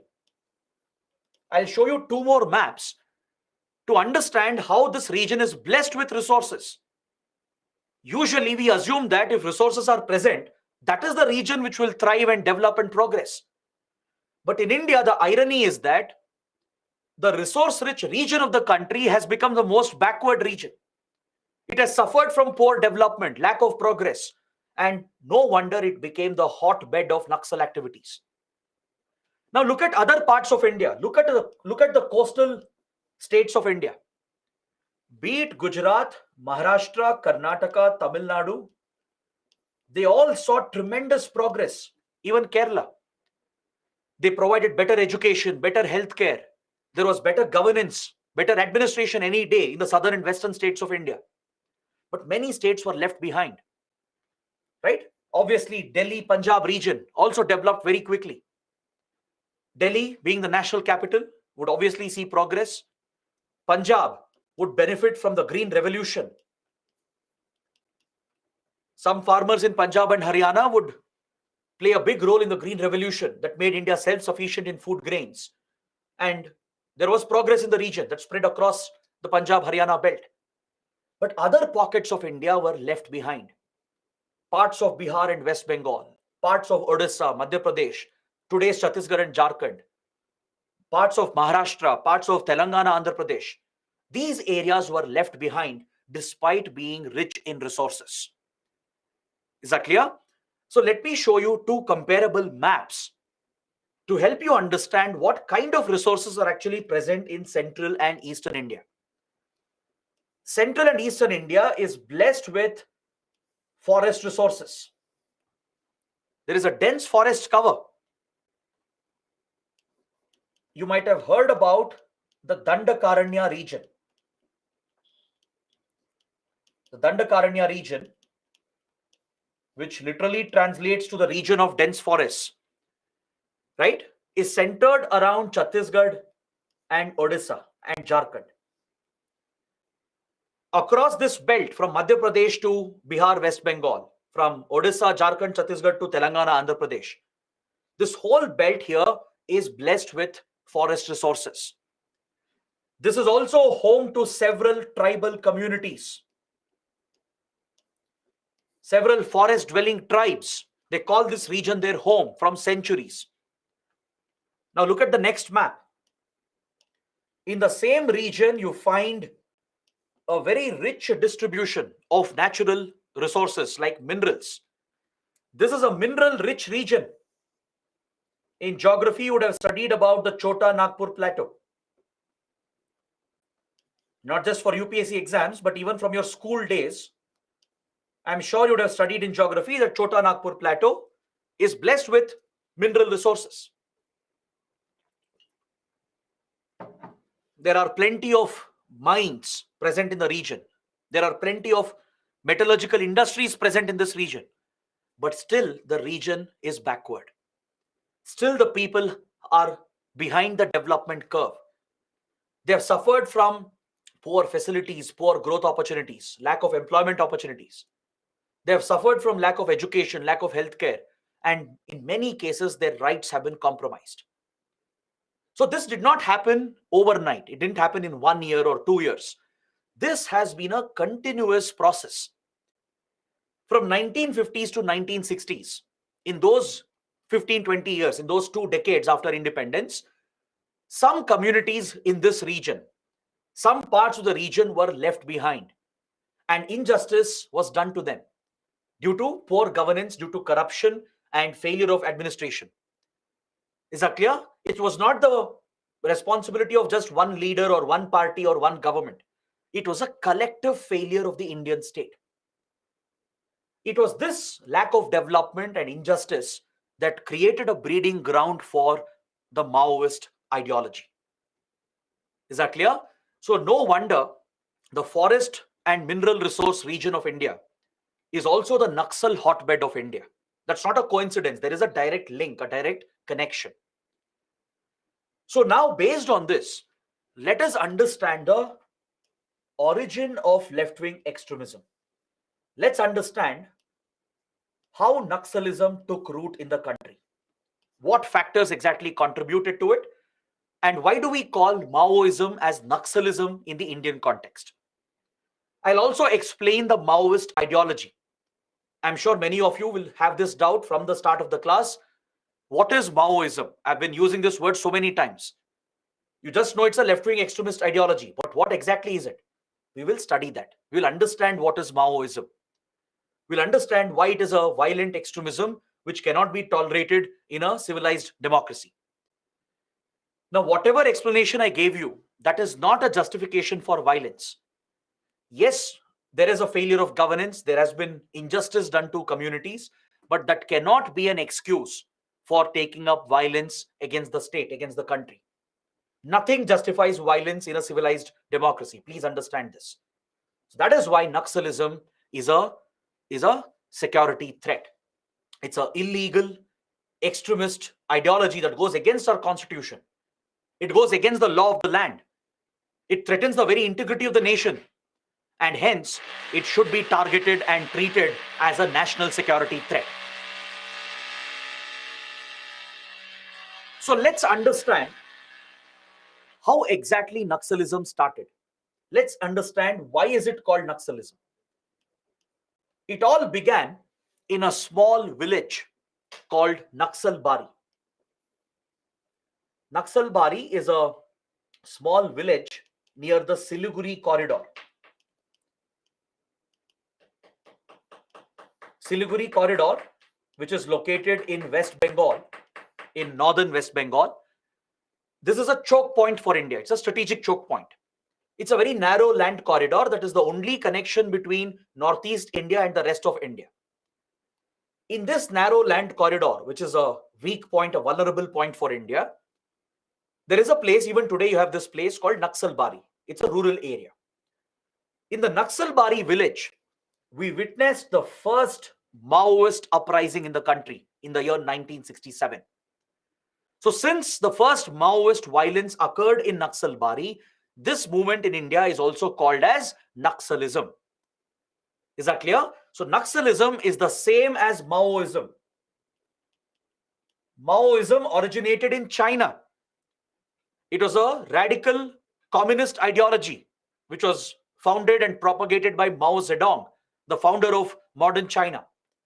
This radical ideology would spread to many countries, including India, and the first Maoist violence in the country was seen at Naxalbari village in 1967 in West Bengal. That is why Maoism is called as Naxalism in India. This is a type of left-wing extremism. It is one type of left-wing extremism that we have witnessed. Now, why did this violence begin? Who carried out this violence? That is the question. See, in India, in most regions, we have seen the feudal society committing brutal atrocities since medieval times. Feudalism has been another social evil in India, social and economic evil in India. What is feudalism? Feudalism is basically landlordship propagated by exploitative land systems and labor systems like zamindari. The zamindari system, the notorious zamindari system of India, which has its roots in medieval history. This was encouraged by the British as well, where few elite, rich, upper caste landlords would own all the land. They are the land owners. Is that clear? Most zamindars are from the upper caste, who are socially seen as the elite of the society. They would own almost all the land in these villages. They are the landlords, the so-called landlords, owning land, and they would employ laborers and peasants. Most farmers, most workers in rural areas They are actually landless. Even today, a large part of Indian agricultural labor, they are landless or they own very small parcels of land. This unequal distribution of land is a result of the feudal system, the feudal nature of the Indian society. So zamindars who were close to the kings, later close to the British, they continued their feudal system. They continued their abuse of laborers and peasants and farmers and workers even after independence.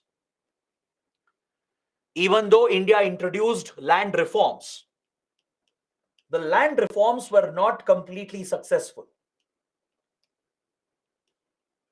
Land reforms only saw partial success in the country, and still the zamindari system, the feudal nature of the society, still prevailed. So in West Bengal, right, you could see a very strong presence of the feudal system. Even in Bihar, Bihar and West Bengal were still affected by feudalism, by landlordism of the landlords, the so-called landlords. After independence, we introduced many land-related reforms. You study that in economics. Land ceiling laws were introduced, that no one can own land beyond this limit, this ceiling limit. Then Prime Minister Indira Gandhi introduced landmark reforms where the tiller, the laborer who works in the land, would become the owner of the land. The tiller was given ownership of the land to break the zamindari system. Even though the right laws and policies were brought out to carry out land reforms, there was a flaw in its implementation.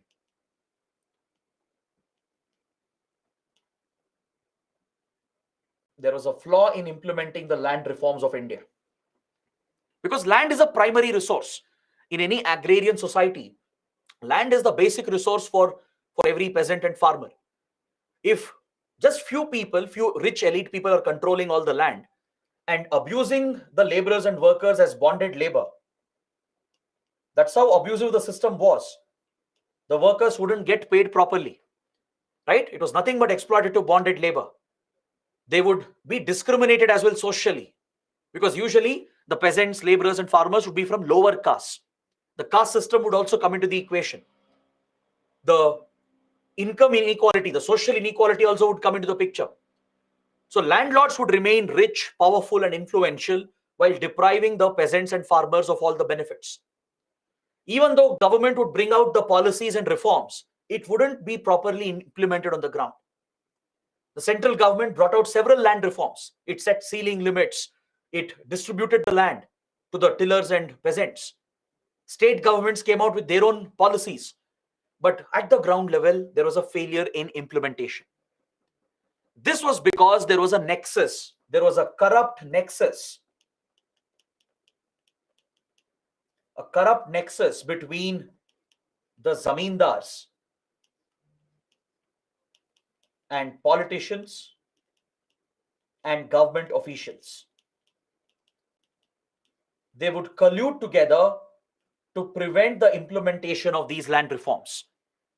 Despite these laws and policies, zamindari system was not effectively broken. The feudal nature of the society still remained, that kept abusing the peasants, the farmers and the laborers. So obviously those who were affected by it saw this as the biggest injustice which was done to them. It indeed was injustice, right? There were people who were suffering from landlordism, from the feudal nature of the society, even after independence.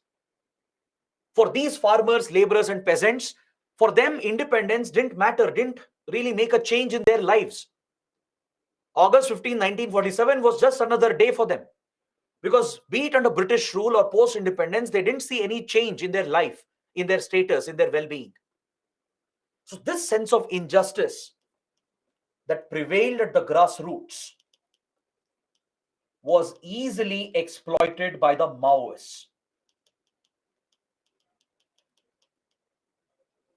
The Maoists easily capitalized on the opportunity and they started radicalizing the peasants, laborers and farmers at the ground level.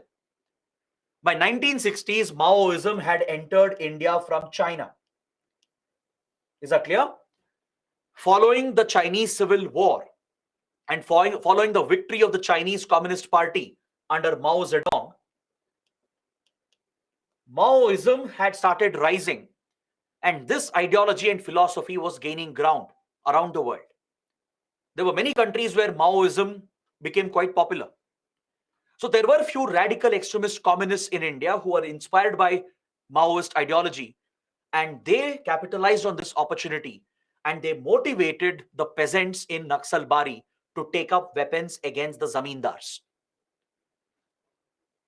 So in Naxalbari, the peasants, the landless peasants, they were given arms and weapons by the Maoists, right? They were made part of the Maoist outfits. In the Bihar, West Bengal region, a Maoist group had taken root, and they would encourage the peasants and farmers to rebel against the Indian state. They would highlight the corruption, the nexus between government officials, police officials, politicians, and these zamindars. They would point out that all of them are together. They would point out that laborers are not getting their rights because of this corrupt nexus within the government. They would project that the state does not care about them. The constitution is a failure. They would highlight the failure of governance to get support for their radical ideology, and they would wrongly motivate and indoctrinate these people to rebel against the Indian state. So in Naxalbari, we saw a violent uprising, which was the first violent Maoist uprising in India. Peasants who had joined the Maoist groups, they would take up arms, and they attacked police stations and zamindars, and they killed many of them. In this major uprising in 1967, many police officials and landlords were killed and assassinated by the Maoist rebels, who now had the support of the peasants and farmers. So this was the first uprising of Maoism, and hence we call it Naxalism in India, because it originated at Naxalbari in West Bengal. Is that clear? So this is where I would like to stop my discussion. We'll take a short break. We'll come back, and then I will explain what is Maoist ideology. Now that you're familiar with what happened in India, how it started in India, this is the perfect time to understand Maoism. What are the features of Maoist ideology? What happened in China? What was the role of Mao Zedong? That is something we should understand. Because without understanding this ideology, you can't understand the threat. You can't estimate the threat for India without realizing what this ideology is all about. So let's discuss this after the break. And we are also going to study the spread of Naxalism, what is the current status, and what India is doing to counter the threat. All right. So take a 15 minute, come back at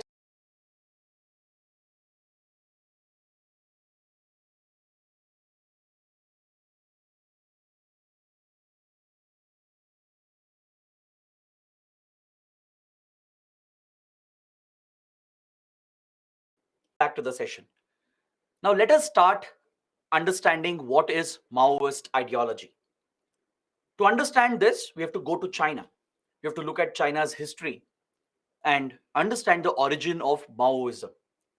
You need to study the principles of Maoist ideology so that you can understand why this ideology cannot be tolerated in a civilized democracy. So let me just open a new slide, because we have to look at the Chinese Civil War. The Chinese Civil War, which occurred between 1930s and 40s. It was during this period that we saw the rise of Mao Zedong, or also known as Mao Zedong. So who is Mao Zedong? Mao Zedong was the leader of the Chinese Communist Party, the Communist Party of China. In 1921-22 is when the Communist Party of China was established. The Communist Party was obviously rooted in communist ideology, which had gained popularity around the world. Within communism, there are different strands of communism, like communism promoted by Karl Marx. It was a visionary approach. We call this as Marxism. right? Those who have political science as their optional, or even sociology, then other related subjects, they study more about communism, Marxism, and different strands of communism. In communism, the core belief is that the state should work for the welfare of the people. The state should drive economic activities. That is, all the resources should be owned by the state. Communism is nothing but the rule of the commune, the rule of the community, where the community comes together to form a state, where the state will own the resources, and there is no concept of private property. Private companies, private enterprises, or capitalist enterprises, they are not encouraged to gain control of resources. The public sector, controlled by the government, will own the resources, including land, and the state will decide the manners of production. How many goods will be produced? What kind of goods will be produced? There will be restrictions on import and export. The whole economy is tightly controlled by the state in a communist setup under the socialist philosophy. If communism is the political ideology, socialism is the economic ideology associated with communism. So Marxism was seen as a visionary approach. It was a departure from capitalism because capitalism had a number of drawbacks. In capitalism, the problem was only the capitalists, the bourgeois, right? They would become rich, they would become elite, and the wealth was concentrated in their hands. So politicians and industrialists, the capitalists, they would become rich and elite while oppressing the poor and the weaker sections. Right? That was always a problem with regard to inequality, social income divide in a capitalist setup. So communism, socialism came up as a counter ideology to capitalism and democracy. In communism, the state controls the authority. The state usually curbs some basic rights as well, which otherwise are available in a democracy. Here, the state is believed to work for the welfare of the people, welfare of the masses. The state is asked to control all the resources, including land and the production in the economy. There is no space for private enterprise, private capital. This is generally how a communist setup looks like. All right? So inherently, communism or socialism is not problematic. For example, some ideas of Karl Marx they're actually visionary approaches, and some of them are implemented and followed even today. Even in India, there is a mix of socialism that you find in our policies. At the end, socialism was adopted in India as well, with a mix of capitalism. We became a mixed economy. So there are some positives from communism and socialism as well, just like there are positives to democracy and capitalism. But of course, no ideology is perfect. There will be flaws, and in communism, there were extreme forms of communism that came up later, especially in Soviet Union under Stalin and Lenin. Left-wing extremist communism was widely promoted that led to dictatorships. Stalin and Lenin were dictators, authoritarian leaders. They not only curbed basic rights, but they violated fundamental rights, violated human rights. Millions were killed. Millions were oppressed under such communist states. So communism, which was gaining more popularity in this period between the First World War and Second World War, found a strong appeal in China, and the Communist Party was set up in China in the early 1920s. Understood? So this party would be later led by Mao Zedong in the 1930s and 1940s, who laid the foundation for Maoism, which is a left-wing extremist ideology. In China, the problem was there was a huge social divide that had emerged by 1930s, 1940s. There was a major social divide that had taken root in China. It was on this basis the Communist Party was formed, and this was later exploited by Mao Zedong to popularize his ideology. The then Chinese government, the Republic of China, was seen as a corrupt government. The Republic of China, which ruled over China during this period, during the first half of 1900s, during the first half of the 20th century, was seen as a corrupt administration, a corrupt government, which did not care about the poor people, which did not care about farmers, peasants, and laborers. These were the downtrodden sections, the weak, vulnerable sections in the Chinese society, whereas the rich and the elite, they remained powerful and influential. They cornered all the resources to themselves. They didn't even care about China's identity, the historical identity of China, where China was once a thriving civilization, very similar to the Indian civilization. So over a period of time, China's pride had been hurt. The pride of the Chinese people, the Chinese masses, had been hurt due to outside exploitation as well, by colonial powers like Britain and France, by imperial fascist Japan. A lot of atrocities had happened against China, where the people of China had suffered, the masses had suffered. But the government appeared not to care much about them. It was seen as a corrupt administration. It was seen as a rule of the rich and the elite and the powerful, who did not care about the weaker sections and the vulnerable classes. So there existed this strong social divide in China in 1920s, 1930s, which formed the basis for the rise of the Communist Party. So Mao Zedong, who would later emerge as the leader, he would inspire the masses to rebel against the state. He propounded this theory, saying that the government does not care about you.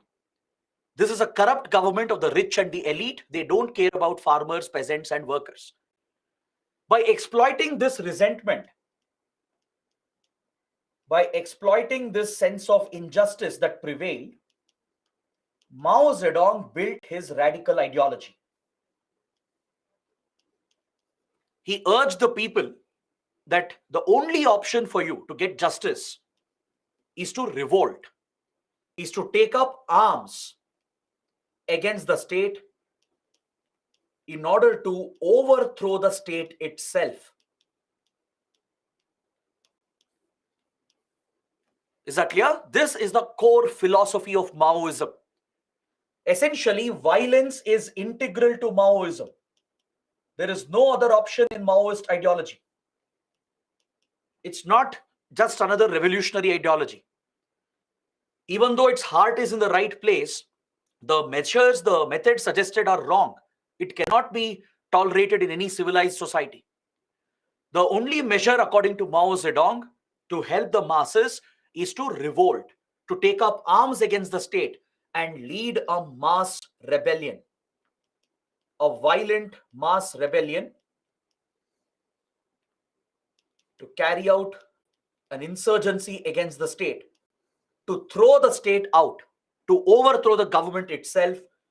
And the goal of Maoism is to capture state power. To capture the state power and form the future government. This is the only solution offered under Maoism. That is why it is seen as an extremist political ideology. Violence is inherent to the ideology. It is integral.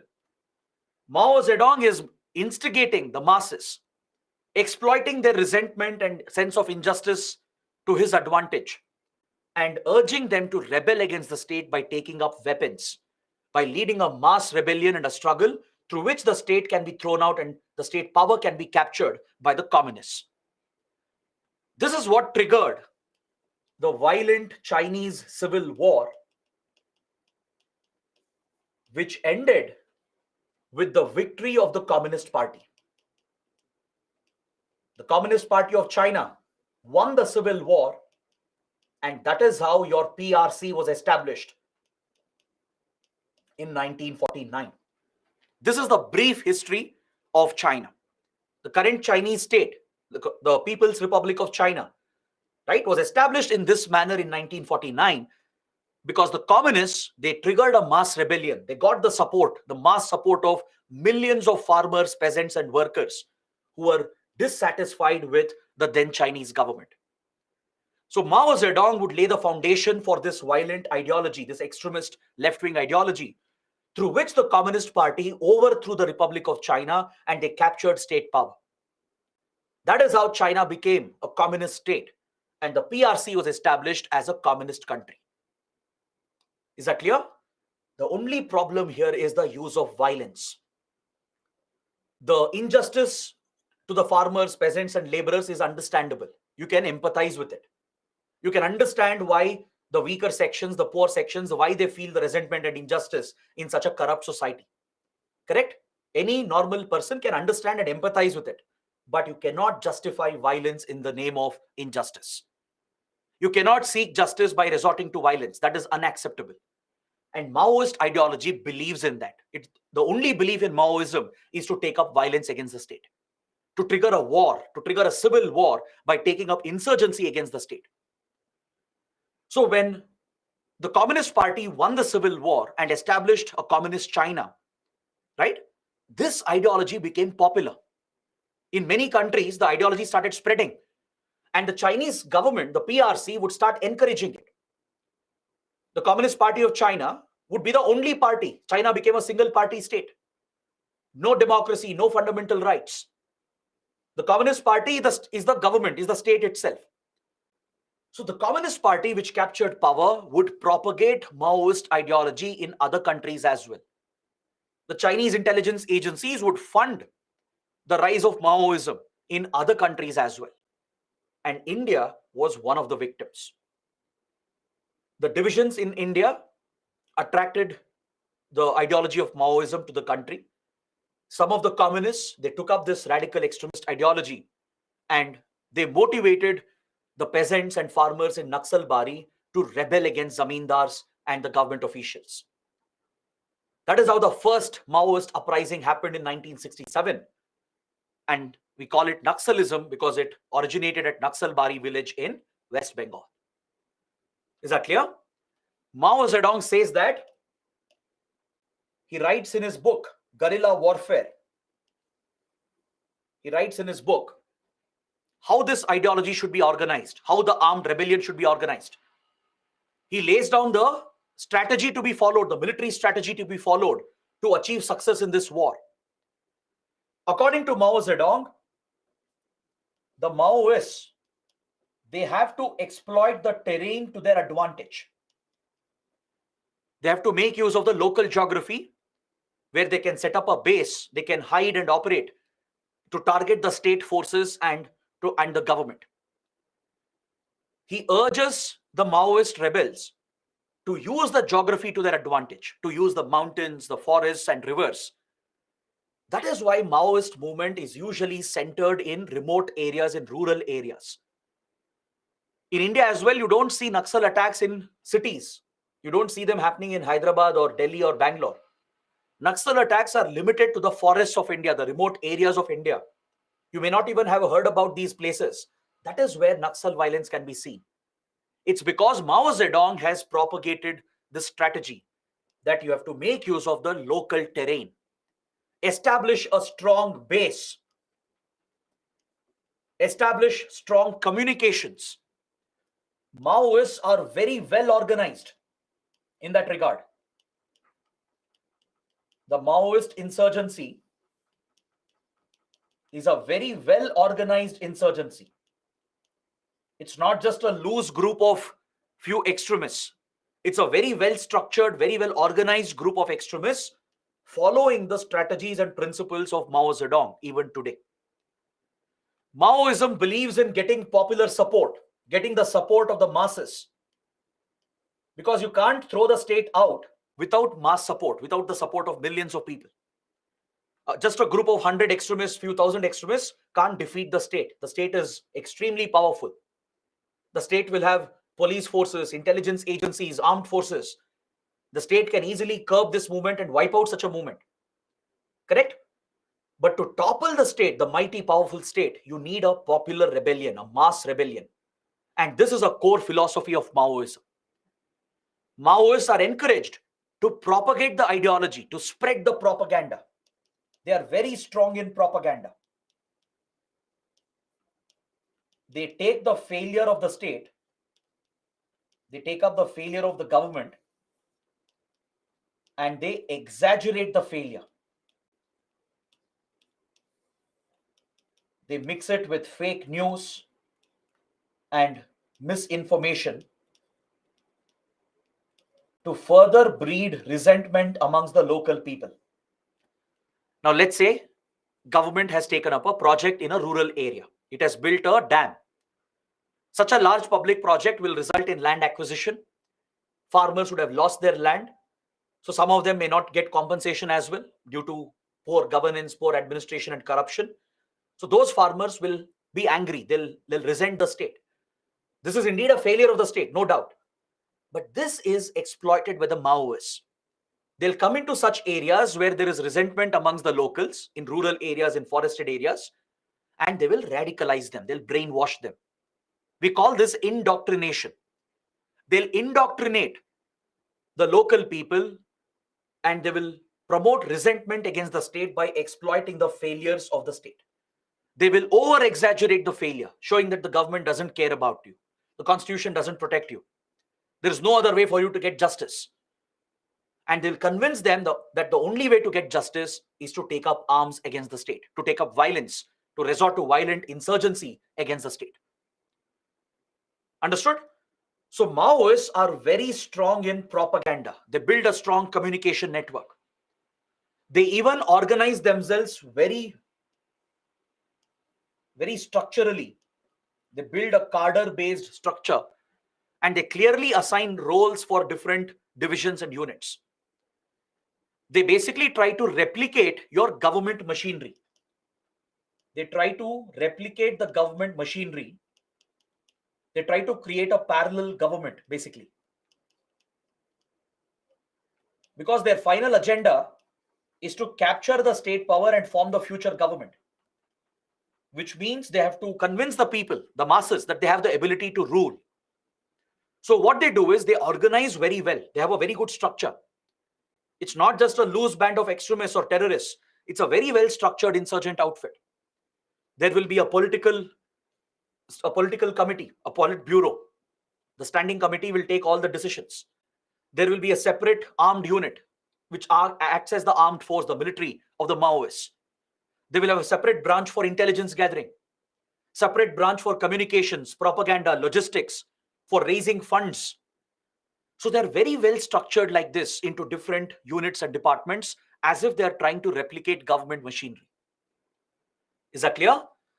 They spread this propaganda. They target the state. State is their target. Anything that represents the state will be their target. They'll attack police stations. They'll attack security forces. They'll attack government buildings, government officials, and elected leaders. They will target the elections as well, because elections represent democracy. They represent the constitution. Anything representing the state will be their target. They will target infrastructure as well. Infrastructure being created by the government. They'll target roads, mobile communication towers. Any projects being taken up by the government will be targeted by the Maoists. They basically want to create this division between the local masses and the state. And by setting up a strong base area, they will call this a liberated area. They'll throw the administration out. They'll capture the administrative power, throw the officials out, and they will form this into their stronghold, into their base area. And now they will start operating openly. They don't hide. Like regular terrorist groups, they don't hide from the government. They clearly propagate, they clearly tell where they are operating. They declare those areas as liberated areas. They will try to establish parallel government structures, and they also build a strong technical base. They invest in technology. Mao Zedong has spoken about these strategies. They try to procure advanced weapons. They try to procure advanced communication kits. They set up wireless communication. They procure walkie-talkies. They even use GPS navigation. Is that clear? They use advanced radio communication, satellite phones. They procure advanced weaponry, including assault rifles, grenades, rocket launchers.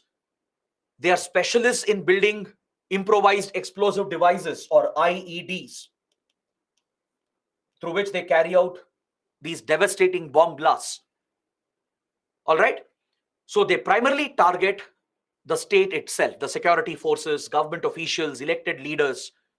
They target elections, government buildings, infrastructure. That is the target of Maoists.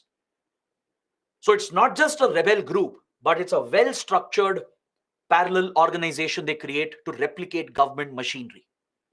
They want to convince the people that tomorrow, if we throw the government out, we are capable of forming the future government. We are capable of taking over governance and providing welfare to the people. That is the promise they make. But obviously, this is driven by a self-interest. It's a political interest, which is to capture power. Because this ideology will not succeed. An ideology where violence is integral to it, where there are no basic rights, that ideology can never be good for the society. Look at China today. China might be a global power, but look at the status of the people in China. They have no fundamental rights. They can't speak what they want. They can't express what they want. They can't criticize the government. There are no elections in China. There's only a single party. The party itself is the state. The party itself is the government. In such a state, how can you have equality? How can you have inclusive growth? Correct? How can you uplift the poor people and the masses? In any such dictatorial state, in such authoritarian states, there will be violation of rights. There will be atrocities committed. Right? So that is why you cannot accept Maoism. Even if the premise is valid, even if the injustice can be considered, you cannot justify this violence in any context. This is unjustifiable. So this is the core philosophy of Maoism. Is that clear? The goal is to organize a mass rebellion, to carry out propaganda against the government, highlight the failures of the state, over-exaggerate the failure, and build mass support. Attract the tribals, the farmers, peasants, and laborers. Get millions of people in the local area to support your cause. And use that to carry out attacks against the state. Build a strong armed unit. Right? They provide very organized training, almost on military lines. They provide military level training to their cadres. They organize and structure them very well. They will have separate units to conduct ambush attacks, separate units that specialize in building bombs, that is IEDs, separate divisions for intelligence gathering, raising funds, for carrying propaganda, for carrying out the attacks, right, for taking the political decisions. They are very well structured and organized. They capture areas, form that as a base area and a stronghold, and they openly declare a rebellion against the state. They'll openly tell where they are operating. They try to throw the government out, the administration out, and capture those areas to form parallel governments. This is their strategy. They use the terrain to their advantage. They blend with the geography. Since locals, the tribals and farmers, they know the geography well, right? They use the geography to their advantage to evade security forces and launch these surprise attacks. In fact, guerrilla warfare is an integral feature of Maoism. In guerrilla warfare, surprise attacks or ambush attacks is the primary strategy. The primary military strategy they use to attack the government forces is to launch surprise attacks, to invite the forces to their stronghold and launch these ambush attacks, to ambush the forces, surround them, and kill as many forces as possible. They will even target civilians as well. They not just target government forces and government establishments. They will even target civilians if they are supporting the government. If they believe someone to be a police informant, right, they will target civilians as well. They'll threaten the civilians to give them support, to help in raising funds, to give them shelter, to give them basic supplies and logistics. So this is the essence of Maoism, the core features of Maoism. All right, they're very strong in communications. They communicate with the media as well to spread their ideology. They engage with local people. They'll conduct street plays. They'll distribute pamphlets. They'll even start their own radio channel as well to spread their ideology, right? So they will look for cases where there is lack of development or poor administration, where injustice is happening. They will pounce on the opportunity, grab that opportunity to exaggerate the failures of the government. They basically carry out propaganda against the state. They try to brainwash, radicalize the people, indoctrinate them to get the mass support. So by building the mass support and by building a strong armed unit with weapons and communication technology, they organize this rebellion to throw the state out. This is the basic feature of Maoism. Is that clear? Please make a note of these key points. Capturing state power through an armed insurgency is their goal. They try to achieve mass mobilization. They are even open for strategic alliances with other groups. If there are other communist groups or terror groups or extremist groups, they will align with them. They don't hesitate from forming alliances. There could be different Maoist outfits in a country, in different parts. They are open to coming together and forming a united alliance. They're open to forming strategic alliances so they can pool their resources together. They believe in a protracted people's war. They're not looking for immediate results. Maoists know very well that state can't be defeated in few months or few years. They know the state is very powerful. So Mao Zedong himself insisted that this has to be a protracted people's war, meaning this will be a prolonged conflict. It might take years, decades, or even a century. They're ready for a protracted conflict, and it will sustain only if it is a mass movement. Only if masses are supporting it, only if the people are supporting it at the local level, only then the movement can sustain. So Mao Zedong knew this very well.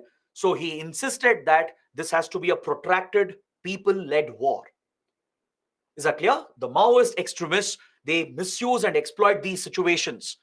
They target the weaker sections who are affected by the government, the failure of governance. They will radicalize them and indoctrinate them into joining their ranks.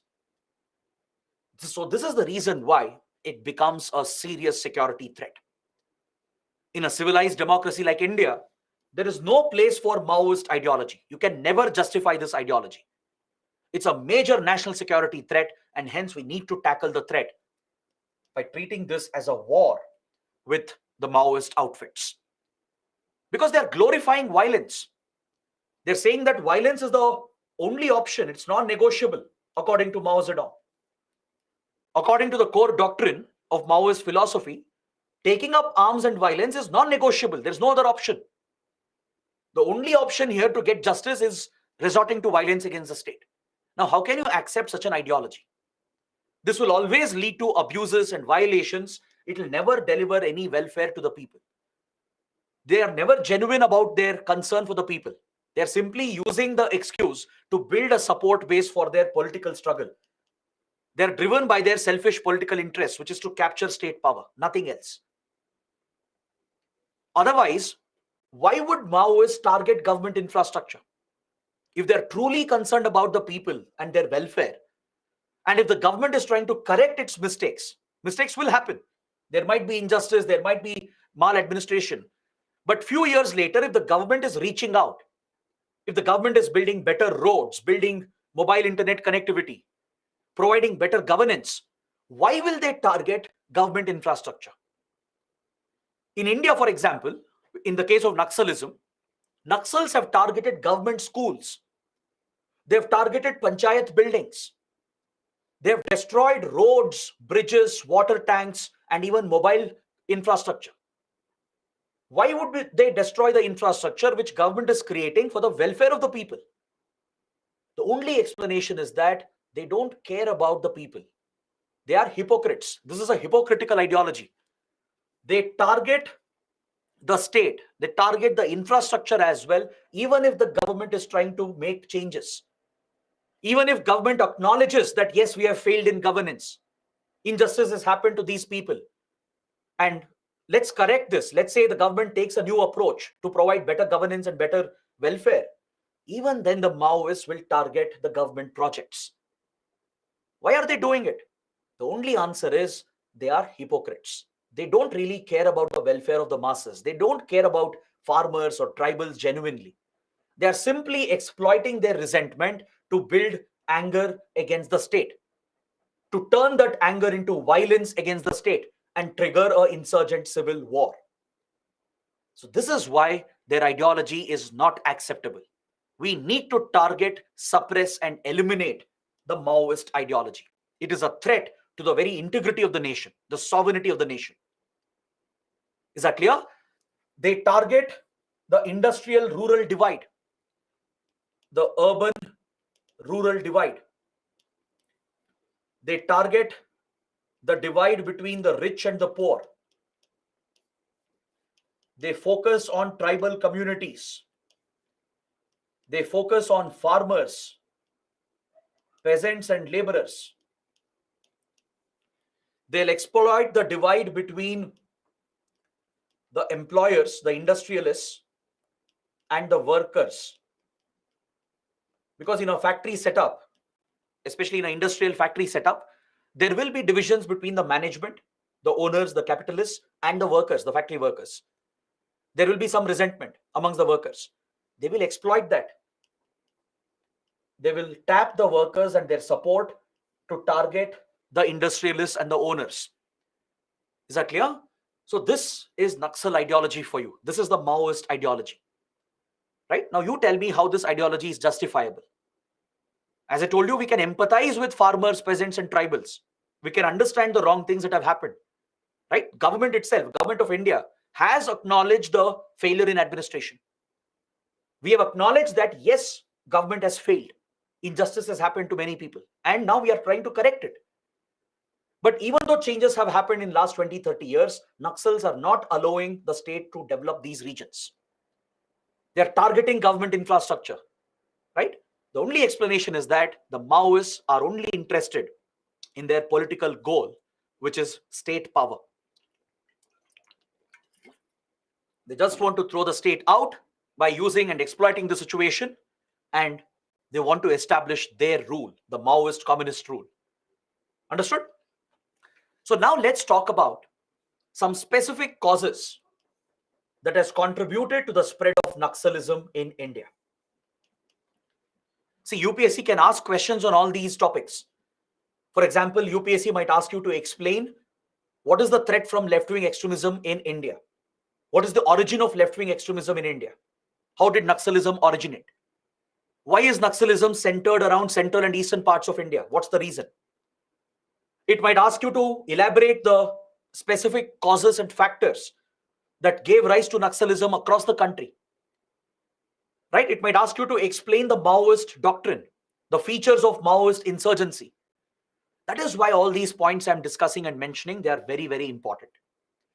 Now let's look at some specific factors in India, in the Indian context, that contributed to the rise and spread of Naxalism. We can break it down into different categories. And one category is the land-related factors, which I was already mentioning. So in case such a question comes up, you have to be familiar with some examples, some incidents that have happened in India in the last 60 odd years, where you can highlight the failure of governance, where you can highlight the injustice and the lack of development which has affected our people, the farmers, tribals, and peasants. Right? This is what the Maoists have exploited. To showcase that point, to highlight that argument, you should know some specific instances as well, some at least specific causes. So one major cause is land-related factor, essentially the feudal nature of the society, the ills of the zamindari system, and how land, which is a precious resource, has been concentrated in the hands of the rich zamindars, the rich feudal landlords. How this has led to the abuse of our peasants, laborers, and farmers. So this is one example. In Bihar and West Bengal, this was the primary factor that gave birth to Naxalism in the 60s and 70s. Land sealing laws that were introduced by the government, they were evaded by the zamindars. because of the corrupt nexus that the feudal landlords had with government officials at the ground level. They were close to the police, the politicians, and the officials, right? Because they had the money power, they had the political influence. So these corrupt feudal landlords and zamindars, they would exploit their influence, take the help of the police and the officials and the politicians, and ensure that the land sealing laws are not properly implemented. The land tenures, the overall land reforms that the government was trying to introduce, they failed in large parts of the country. Is that clear? Like I said, Indira Gandhi brought out a major land reform where the tiller would become the owner of the land. The tiller would become the owner of the land. Irrespective of who owns the land, the laborers, the farmers, the landless farmers who are working on the land, they would get ownership. This was a remarkable reform considering the nature of the feudal society, to break up land as a resource, to prevent concentration of wealth and distribute the land resource to the weaker sections. But unfortunately, they were not implemented on the ground effectively due to corruption at the grassroots. Is that clear? By powerful sections of the society, these land reforms were derailed. They were partially effective, but many people didn't get justice, and this bred resentment that created a ground for the spread of Naxalism. In polity, you would study about the fifth schedule of the Indian Constitution. The fifth schedule provides few special provisions for tribal areas. Tribal areas are given few special provisions in order to provide for the welfare of the tribal regions, right? Of course, I'll not go into the details. That's a polity topic, right? I'm sure you would have studied this in your polity classes. If you don't remember, please go back and read this again. The fifth schedule of the Constitution provides for certain special welfare provisions for tribal areas. They are designated as scheduled areas, right? The President of India has the powers to declare tribal areas in certain states as scheduled areas. And in these scheduled areas, special welfare schemes are initiated to protect the tribal community and their basic rights, to protect their forest rights, their traditional dwelling rights, to uplift the community which has been oppressed by centuries in our caste system. But problem is, there is very poor implementation. There are many cases, for example, in Odisha, in parts of Andhra Pradesh and Telangana, in the Eastern Ghats, then even in Chhattisgarh and Jharkhand, where tribal land has been sold to non-tribals. This is prohibited under law. There is constitutional protection for tribal land. There is legal protection for tribal land. It can't be transferred to non-tribal communities. But there are cases where tribal land has been transferred. It has been sold even to private entities. This is a miscarriage of justice. So these are the incidents related to land which triggered the resentment amongst peasants, farmers, and the landless laborers. From Bihar to Andhra Pradesh, from West Bengal to Maharashtra, this has been one of the biggest factors that drove Naxalism in the 60s, 70s, and 80s. Is that clear? Another major factor is the displacement of people, especially the displacement of rural communities, displacement of tribal communities due to large public projects. See, back in the 60s and 70s, India was struggling to provide for large-scale development. And development will not happen without large public projects. To develop the country, to grow your economy, you need to build dams. You need to build power plants. You have to build roads, railway networks. So such large public projects have to be taken up.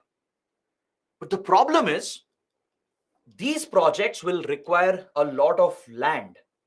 Land acquisition becomes essential. So farming land, agricultural land, and tribal land may have to be acquired by the government to pave the way for these large-scale public projects. Correct? There's nothing wrong with that. Public projects are necessary for developing our economy. But the problem is how the land acquisition is carried out. Before acquiring the land, is there enough public consultation? Has the government put enough effort to build consensus, to take the opinion of the local people who are about to lose their land? And are they being compensated adequately? Is the compensation being paid on time? Is the compensation enough for the losses they are going to suffer? Imagine tomorrow someone comes and snatches your home, snatches your property, right? You'll be pushed to the streets. You'll have no place to live, no place to grow your crops. So you have to keep in mind the impact of these projects, the socio-economic impact. The livelihood of the people will be uprooted. Farmers who have depended on their agricultural land, they know nothing else. They have no other skills apart from growing crops. If you take away their land without their consultation, without building consensus, and if you don't compensate them adequately and timely, where will the farmers go? Similarly, tribal communities, they have dwelled in forest areas for centuries. The forest is their homeland. If you push them out of the forest area just for the sake of public projects without consulting them, without compensating them, without creating alternate jobs for them, that is a failure of administration. It's a failure of governance. This is what breeds resentment. The eviction of tribals and farmers for large public projects without proper compensation and rehabilitation became a root cause. Is that clear? So across the Naxal corridor, there are many examples where people have been uprooted because of these large public projects. Understood? So this is another major factor. Next, livelihood related causes. The poor development, the lack of welfare, and the nexus between governments and industrialists led to the derailment of justice in many parts of the country. Many welfare programs were not properly implemented. Enough job opportunities were not created. There weren't enough investments in education, in healthcare, in providing water, electricity, and such basic supplies. So if people are not getting enough support from the government for their livelihood, if they're not getting enough welfare opportunities, right, where will the weaker sections go? On one hand, they will see the corruption between the government and the industrialists, which involves politicians and government officials. They are becoming richer day by day, but the poor people, the masses, are getting left behind. This social income divide becomes a major resentment. For example, tribal communities have lost their traditional rights in many cases to make the way for mining projects. For example, let's say a very important resource has been found. Of course, we have to mine the resource. To develop our economy, we have to mine the resource. There's nothing wrong with that. So the government will tie up with private industries and factories, give them the mining license. The land will also be acquired. But the question is, will the project benefit the local people? This became a major root cause. See, in the mineral belt of India, in Jharkhand, Chhattisgarh, Odisha, etc., many mining projects were taken up since the 50s, 60s. Even now, it's a mining hub. You have many major metallurgical industries, from Tata Group to many others, like Jamshedpur, for example, right? Ranchi, they're all industrial hubs. Even though there was industrialization, even though there was large-scale mining and exploitation of resources, it did not really benefit the local people. The government got its share, the industrialists became richer, the factories grew. Outsiders got jobs, but locals did not benefit. They were left behind. So this obviously creates a divide and resentment. They lose their traditional rights and occupation as well because of such government policies. I'll tell you one more example. Look at the environmental laws of India. Post-independence, we brought out many environmental laws to conserve our environment, to protect our biodiversity. For example, you would have heard about the Wildlife Protection Act of 1972, the Forest Conservation Act, Environment Protection Act, right? Through these laws, we have placed many restrictions on economic activities to protect our forests and ecosystems. We have prohibited hunting to protect the threatened species. We have established protected areas like national parks and tiger reserves and biosphere reserves. So these laws, they have been brought out with the right interest in mind. But the problem is, when you're creating the protected areas, there could be displacement of people. There could be loss of livelihood. Because tribal communities, for centuries, they have inhabited the forests. They always rely on forest resources. And this is not unsustainable. It's a very sustainable relationship between tribal communities and their forest. Traditionally, what have the tribal communities done? Right? They've always relied on basic agriculture, on hunting. They hunt few animals, correct? That is their livelihood. That's the only thing they know. They grow some basic crops. They collect forest produce, right? They'll collect honey, fruits and berries, and other forest produce and sell it in the local market. This has been their limited livelihood, and they reside in the forest area. Now, all of a sudden, you bring these environmental laws where the interest is good. The interest of the government is good to protect the environment, correct? But if it leads to displacement of tribal communities without their consultation, without their rehabilitation, right, their livelihood is getting uprooted. Forest activities were prohibited. When tiger reserves are created, when national parks are set up, in the core area, which is designated, tribal villages are shifted out. Tribal villages have to be evacuated, and forest-dwelling communities, which have resided here for centuries, even before India came into existence, they are forced to move out from this area. So if you don't do this in the right manner, if you don't consult them, build consensus, give them other opportunities, if you don't include them in the process of development, that will create resentment because they are losing their livelihood. They are losing their traditional rights and their basic necessities. When you create mining projects, large industries, if locals are not getting the jobs, if their lives are not improving, right, obviously they will hold a resentment against the state and the industries.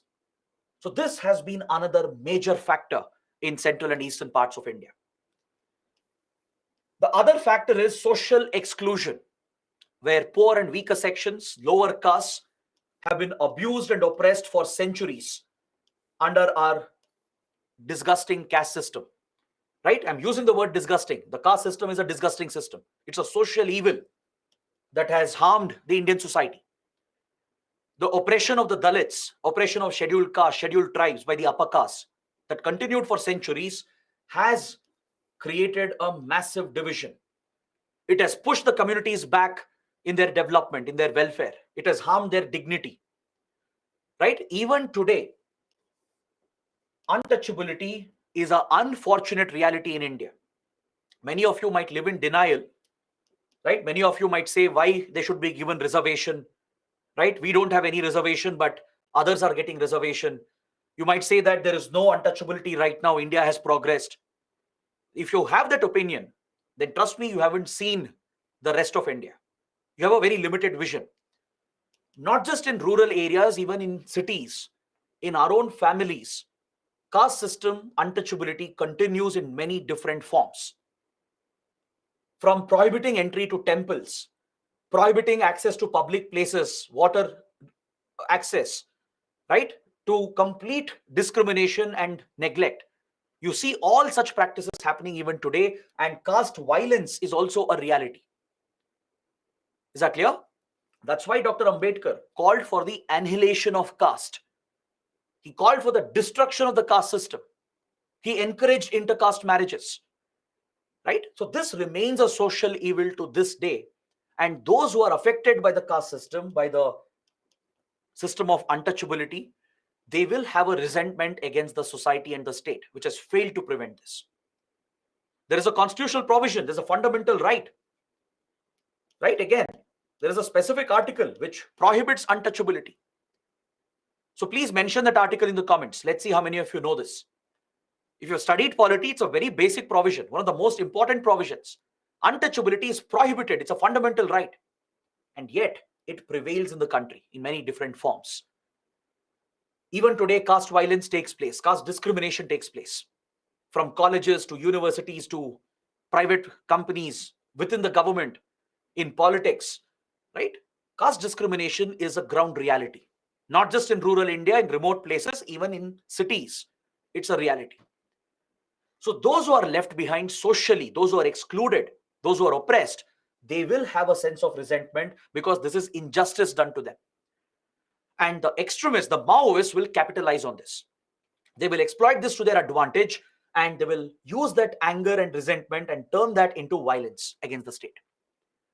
So these are various factors, including the governance, administration related factors, like corruption in government schemes, failure in developmental projects, failure to decentralize administration, right? So the general failure in governance, along with all these factors, are the primary contributing factors that gave rise to Naxalism in India. Is that clear? You can expect an essay topic on this as well. It's a very big social topic connected with internal security, polity, social justice. So please spend more time on this. What you can do is there will be many editorials and columns in Hindu and Indian Express related to this topic. It could be directly related to Naxalism, or it could be related to failure of governance, how tribals and farmers are affected by government policies, how there is lack of welfare in many parts of India. There will be some specific examples and cases that will be cited. So please go through these articles and make a note. If you come across any important points or examples, make a note. You can use that directly in your answers. Is that clear? So let me provide one example which comes to my mind.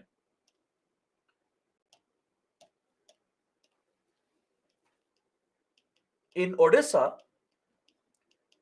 have you heard of the Niyamgiri Hills? The Niyamgiri Hill Ranges, which is an extension of the Eastern Ghats. The Niyamgiri Hills is home to a native tribal community. Any idea which tribe resides in the Niyamgiri Hills of Odisha? Does anyone know? Which tribal community can you find in the Niyamgiri Hills of Odisha? Just one or two students have got it right. Dudkula and Jhansi Rani and Prasanna Anandu. Very few students are getting it right. The Niyamgiri Hills is home to the Dongriya Kond tribe. They are the native tribal community of the region. And Niyamgiri Hills is blessed with a resource. It's blessed with bauxite. It has a very rich concentration of bauxite. Just a few years ago, the Odisha government gave a mining license to Vedanta Group. I'm sure you would have heard about Vedanta Industries. It's a massive mining firm and it has other industries as well, right? This private company won the license to mine bauxite from Niyamgiri Hills. But this project was strongly opposed by Dongriya Kond tribes. They were never consulted by the state government. Adequate public consultation was not held. They weren't promised compensation. Their livelihood was not protected.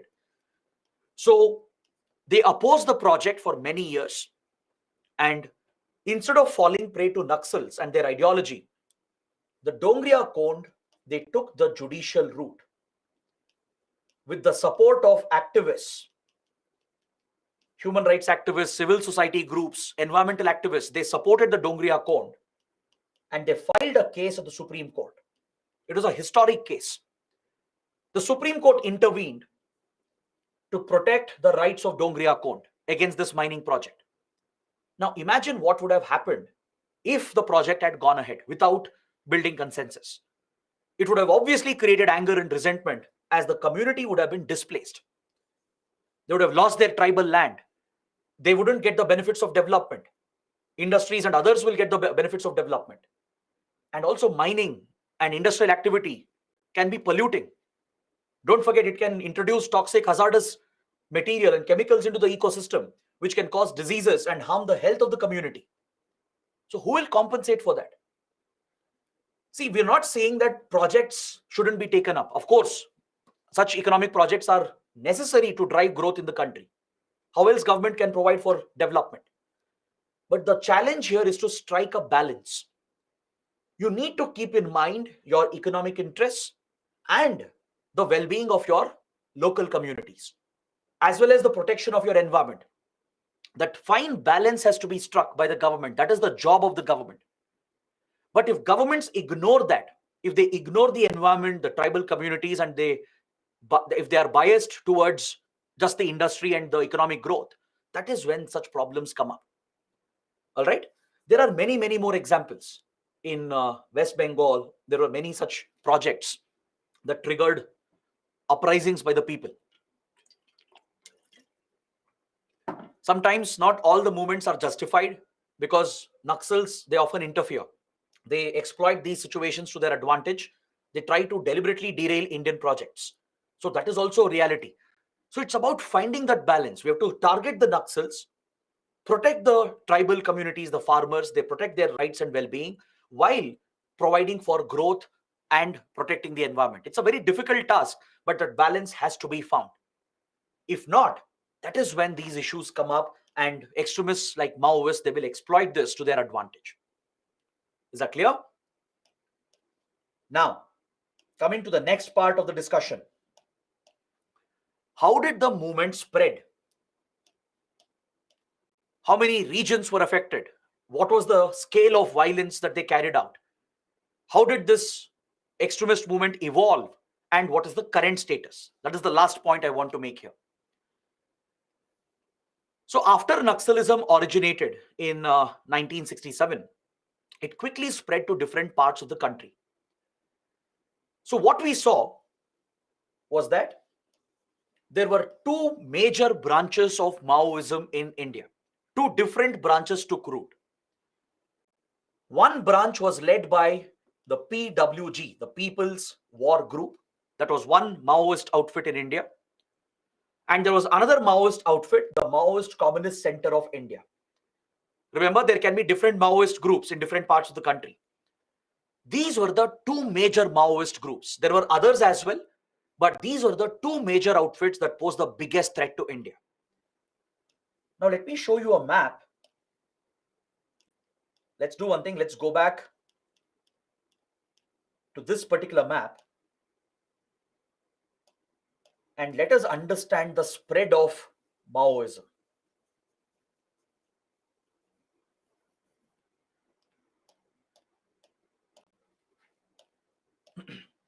So I told you that two different branches of Maoism took root. One branch was in the Bihar West Bengal belt. In the Bihar West Bengal region, right? This is where Naxalbari is located. This is where Naxalism started in 1967. So in this region, from 1960s to 1990s, for 3 decades, the Maoist Communist Center of India, MCCI, was the major Maoist insurgent group. It had strong influence across Bihar, West Bengal, parts of Uttar Pradesh, and also in today's Jharkhand, because Jharkhand was created later by bifurcating Bihar, right? So this is where MCCI had its stronghold. This is where it had its influence after the Naxalbari violence. The presence of MCCI was a major security threat for India in this region, in this eastern part of India, for more than 3 decades, for more than 30 years. Parallelly, we saw the rise of another Maoist group called the PWG. the People's War Group, centered around the Andhra Odisha belt. This is where we witnessed the other major Maoist uprising that's in today's Telangana. Telangana also was created recently. So basically in the Andhra Pradesh, the united Andhra Pradesh of that period. Then Chhattisgarh, which was bifurcated from Madhya Pradesh, right? And especially in Odisha. It's in this region that PWG had a notorious presence, a very, very strong presence. So this group was very active from 1970s to 1990s. During these 20 odd years, the PWG was a major threat. But India, that is the central government and the states, they did respond to the threat. We retaliated against these extremist movements throughout the 70s, 80s, and 90s. And we did manage to weaken Maoism in the country. All right? Through sustained efforts of central government and state governments, the police forces especially, they managed to weaken these groups. Maoism was put on the decline by 1990s. But the problem was the approach of India to tackle Maoism was a flawed approach. I'm saying it's a flawed approach because without addressing the root cause, that too when there is a genuine root cause, if you don't acknowledge and address the root cause, how will you eliminate the threat? By using your security forces, you might target the troops, you might target the extremists. By using counter violence, you can bring down the violence to a certain extent. But you can't wipe out the ideology. The ideology is something that will sustain. Even if you eliminate the Maoists, the ideology will remain, the resentment will remain on the ground. This was the flaw in India's approach. The decline that happened did not defeat the ideology. There was no defeat of Maoism. The reason why Maoism was not defeated, even though the groups were weakened, is because the approach itself was wrong. There was no acknowledgement from the government. There was no acknowledgement of the poor governance and the lack of development and the injustice which had happened to so many people and so many communities. This approach to target Naxalism was blindly driven just based on the security approach. We purely saw this as a security problem. We just saw this as another extremist movement which can be targeted with security forces. We believed that by carrying out counter-insurgency operations or coin operations, we believed we could eliminate these groups and wipe out the threat. But we were wrong. The state was wrong because without acknowledging the root cause, without acknowledging that yes, failures have happened, injustice has happened, without correcting the development course, without providing for better administration and development, how will you eliminate this strong ideology? It's a very powerful ideology. The ideology will remain even if you weaken and wipe out these forces. So as a result, we saw the revival of Maoism from 2004 onwards. We had simply weakened the movement. We didn't wipe it out. We didn't counter the ideology. Because what is their ideology? Their ideology is entirely based on failure of governance, failure of administration, lack of development. They've built their movement based on this. If government does not acknowledge the genuine root causes and counter and tackle that by providing better welfare and better governance, how will you target their ideology? So to truly tackle a movement like Maoist movement, you need a mixed approach. You need a developmental approach. You need a developmental approach where you acknowledge the failures, acknowledge the wrongdoings, along with a security approach to target the extremists. See, you can't target the masses, you can't target the entire region without causing mass human rights violations. The target of security forces should only be the extremists, the Maoist members who are involved in insurgency and terrorism. But to win the support of the masses, the support of the peasants, the tribals, and the farmers, genuine changes have to happen on the ground.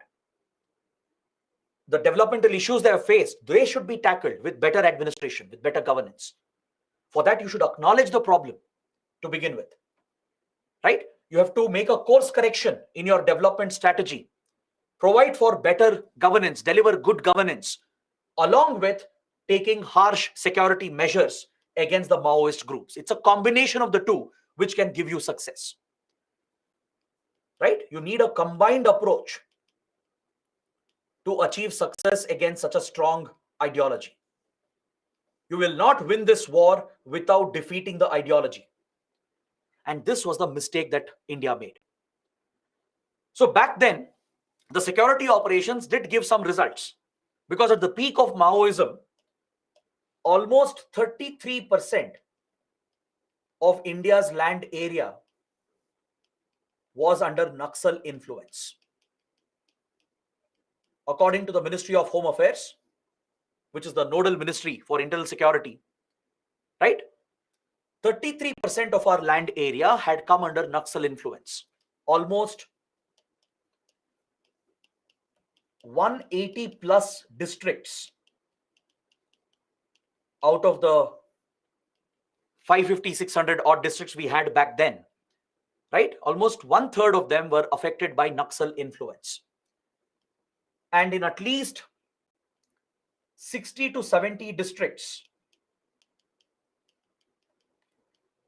the Naxals had established a stronghold. Out of the 180 plus districts where their influence had spread, at least in 60 to 70 districts, they had a stronghold. And in around 40 to 50 districts,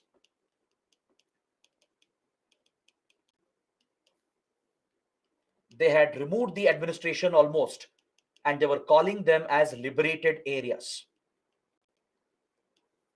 This was the extent of Naxalism at its peak. When the movement was at its peak in the 70s and 80s, this was the threat, the spread that we witnessed. All right. But thanks to the security operations, we did weaken the groups, especially the PWG. The PWG was very effectively targeted by the Andhra Pradesh police. The Andhra police, they saw tremendous success against PWG in the 1980s. They used a very unique strategy in their security operations, and they effectively weakened PWG in the Andhra Pradesh Odisha belt. All right, we are going to discuss this later. Maybe tomorrow, when we discuss the security operations, there I will explain the unique strategy of Andhra Pradesh, the Andhra police, which gave tremendous success against PWG. At one point, PWG was a notorious group in the 80s. But within few years, PWG was decimated by the Andhra police because of their unique strategy. All right, we'll study this later. So even though the security operations were seeing some success, and even though the appeal for Maoism was declining, the appeal for Maoism declined after 1990s. In this decade, there was a reduction in the mass support in the central and eastern parts of India. Can someone guess why did this happen? Why suddenly there was a loss of support in these areas, especially in 1990s? There was a changing trend that happened, and in the rural areas, in the forest areas, there was a slight decline in support. The mass support was declining. Why do you think it happened? What could be the reason? Can anyone take a guess?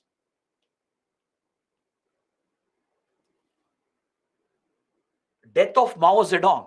See, Mao Zedong died long back, and Mao Zedong didn't play a direct role in India's Maoist movement. Please understand that. It was only his ideology which took root in India. Mao Zedong had no direct role to play in Naxalism in India. Very good. Many of you have got the right answer. The appeal declined because of economic liberalization and the rapid growth of the Indian economy. In 1991, Finance Minister Manmohan Singh and Prime Minister Narasimha Rao introduced the landmark LPG reforms. We moved away from the socialist model. We globalized our economy, liberalized all the key sectors. We relaxed the state controls and privatized many failed government entities. This opened up the Indian economy for private competition and global trade, and it created massive economic opportunities in certain parts of India. Indian cities, coastal states, they started witnessing massive growth from Delhi to Mumbai to Gujarat to Bangalore, right?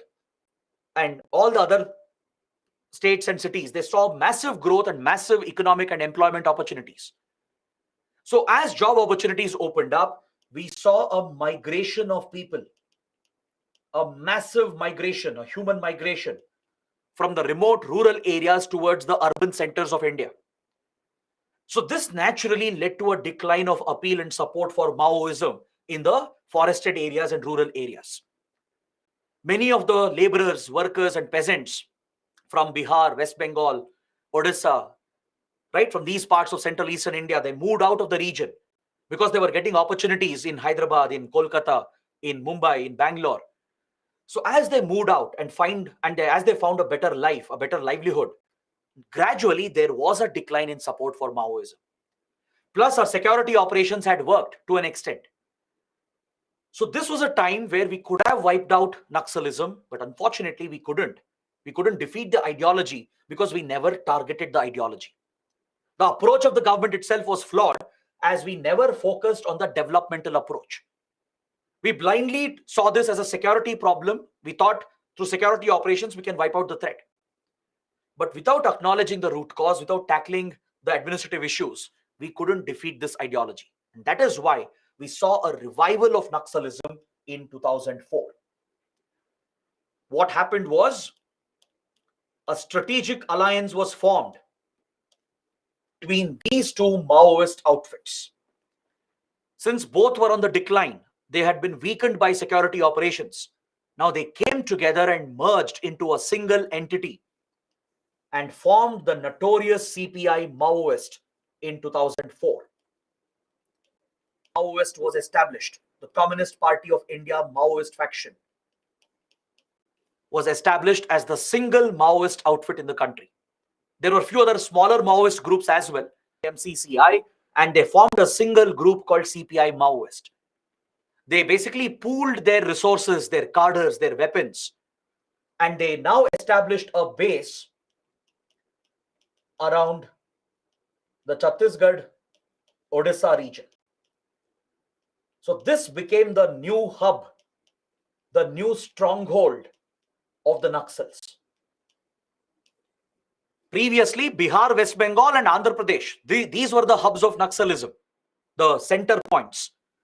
That shifted towards the Chhattisgarh, Odisha belt, towards the dense forests of Dandakaranya region.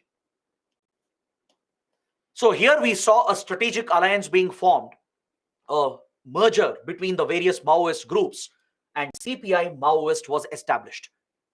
And very quickly, we saw a revival of the organization and we started witnessing major attacks from 2004 to 2009. We again saw a revival of Naxalism. We saw the peak of Naxalism again during this period. The Naxals became very proactive. Now they had support base in Maharashtra and Madhya Pradesh as well. Because see, in interior Maharashtra that borders Chhattisgarh and Telangana, there is a region here. Some of you might have heard about this region. It's the Vidarbha region. It's the Amravati belt of Maharashtra. There is a major problem here. In the Vidarbha region, there is a major problem. Any idea what could be the issue here? In this part of Maharashtra, which extends to Madhya Pradesh as well, This belt sees a very, very big problem. What is it? Very good. It's a drought-prone area. It's a drought-prone, semi-arid region. Doesn't receive enough rainfall. So what happens because of that? There is a major agrarian crisis in the Vidarbha belt. All right? Farmer suicides are the highest in this particular region. Farmers go into a debt burden because they borrow from money lenders, and because agriculture would have failed. The government fails to protect those farmers, and eventually farmers end up committing suicides. This social concern, this social issue, gave a support base for the Naxals to spread their influence into Maharashtra, Madhya Pradesh as well. Their stronghold became the Chhattisgarh-Odisha belt, and in 2007, we again saw a massive spread of Naxal influence. From eastern to central India, to even the western Ghats of Karnataka, Kerala and Tamil Nadu, especially in the tribal belts of western Ghats, like Agumbe in Karnataka, for example, near the Shimoga district, the Nilgiri ranges at the tri-junction of Tamil Nadu, Karnataka and Kerala, from Wayanad to the various ranges in the western Ghats, right? From Wayanad in Kerala all the way south till Annamudi and below that, right? Basically the Munnar Tekdi belt, this whole belt of the western Ghats where you have plantation crops. There are many plantation laborers who are often exploited by the plantation owners. So they became the target of Naxals. The tribal communities of Karnataka, Tamil Nadu, they became the target. And Naxal influence was slightly rising in western Ghats as well. Then in the industrial corridor of Delhi NCR, where you have multiple industries, factories, where you have millions of workers who often face abuse by the factory owners and industrialists, they became the target of Naxal influence. We started seeing a rise in Naxal activities in industrial plants, like Maruti Suzuki plant, for example, right? We saw a major uprising where managers were killed by the workers who were influenced by Maoism. So we saw the resurgence of Naxalism following this revival, and that is the reason why Manmohan Singh said that left-wing extremism is our biggest internal security threat. Because internal threats are more dangerous. You can somehow contain external threats by improving your security, your intelligence. You can counter external threats coming from outside of India. But threats within the country are the biggest threats. The enemy within is the biggest enemy. So the resurgence of Naxalism became the biggest threat in 2007-2009, right? And at this point, Naxalism was hitting its peak again. But since then, India has done quite well. The approach of India has changed. A major shift in approach was adopted from early 2000 itself. From the days of Prime Minister Vajpayee to Manmohan Singh, this entire decade, we saw a change in approach where there was an acknowledgement of the root cause. The government would acknowledge the failure of governance and administration. The government would acknowledge that Naxalism started because of failure of governance and failure of administration. The government would openly come out and say that yes, injustice has happened in the past. And accordingly, course correction was started. Now that India had more resources due to the rapid economic growth, right? India became one of the fastest growing economies, creating opportunities for millions of people. Millions were uplifted from poverty. Massive job opportunities were opening up. Entrepreneurial opportunities were opening up. So this gave the government an opportunity to focus on better governance, and good governance became the focus. Tackling corruption, providing better welfare, providing better education, healthcare, jobs, infrastructure in these remote rural areas that were neglected became the focus and priority. So with this focus on development approach, the security operations were also stepped up. The combined strategy was adopted starting from early 2000, especially after 2008. post 2008, 2009, massive security operations were carried out in the Naxal corridor, along with parallel improvement in governance and administration. These were parallel developments. This twin approach, this dual approach of India gave us tremendous success, and we have seen a rapid decline in Naxalism today. This has been continued by the Modi government as well, right? It's not just the central government, because central government alone can't tackle the threat.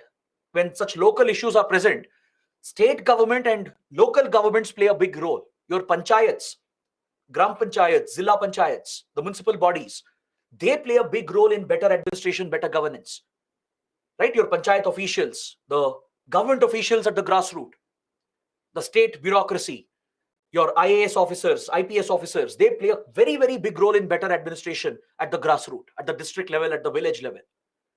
Your state administration is critical, along with central support.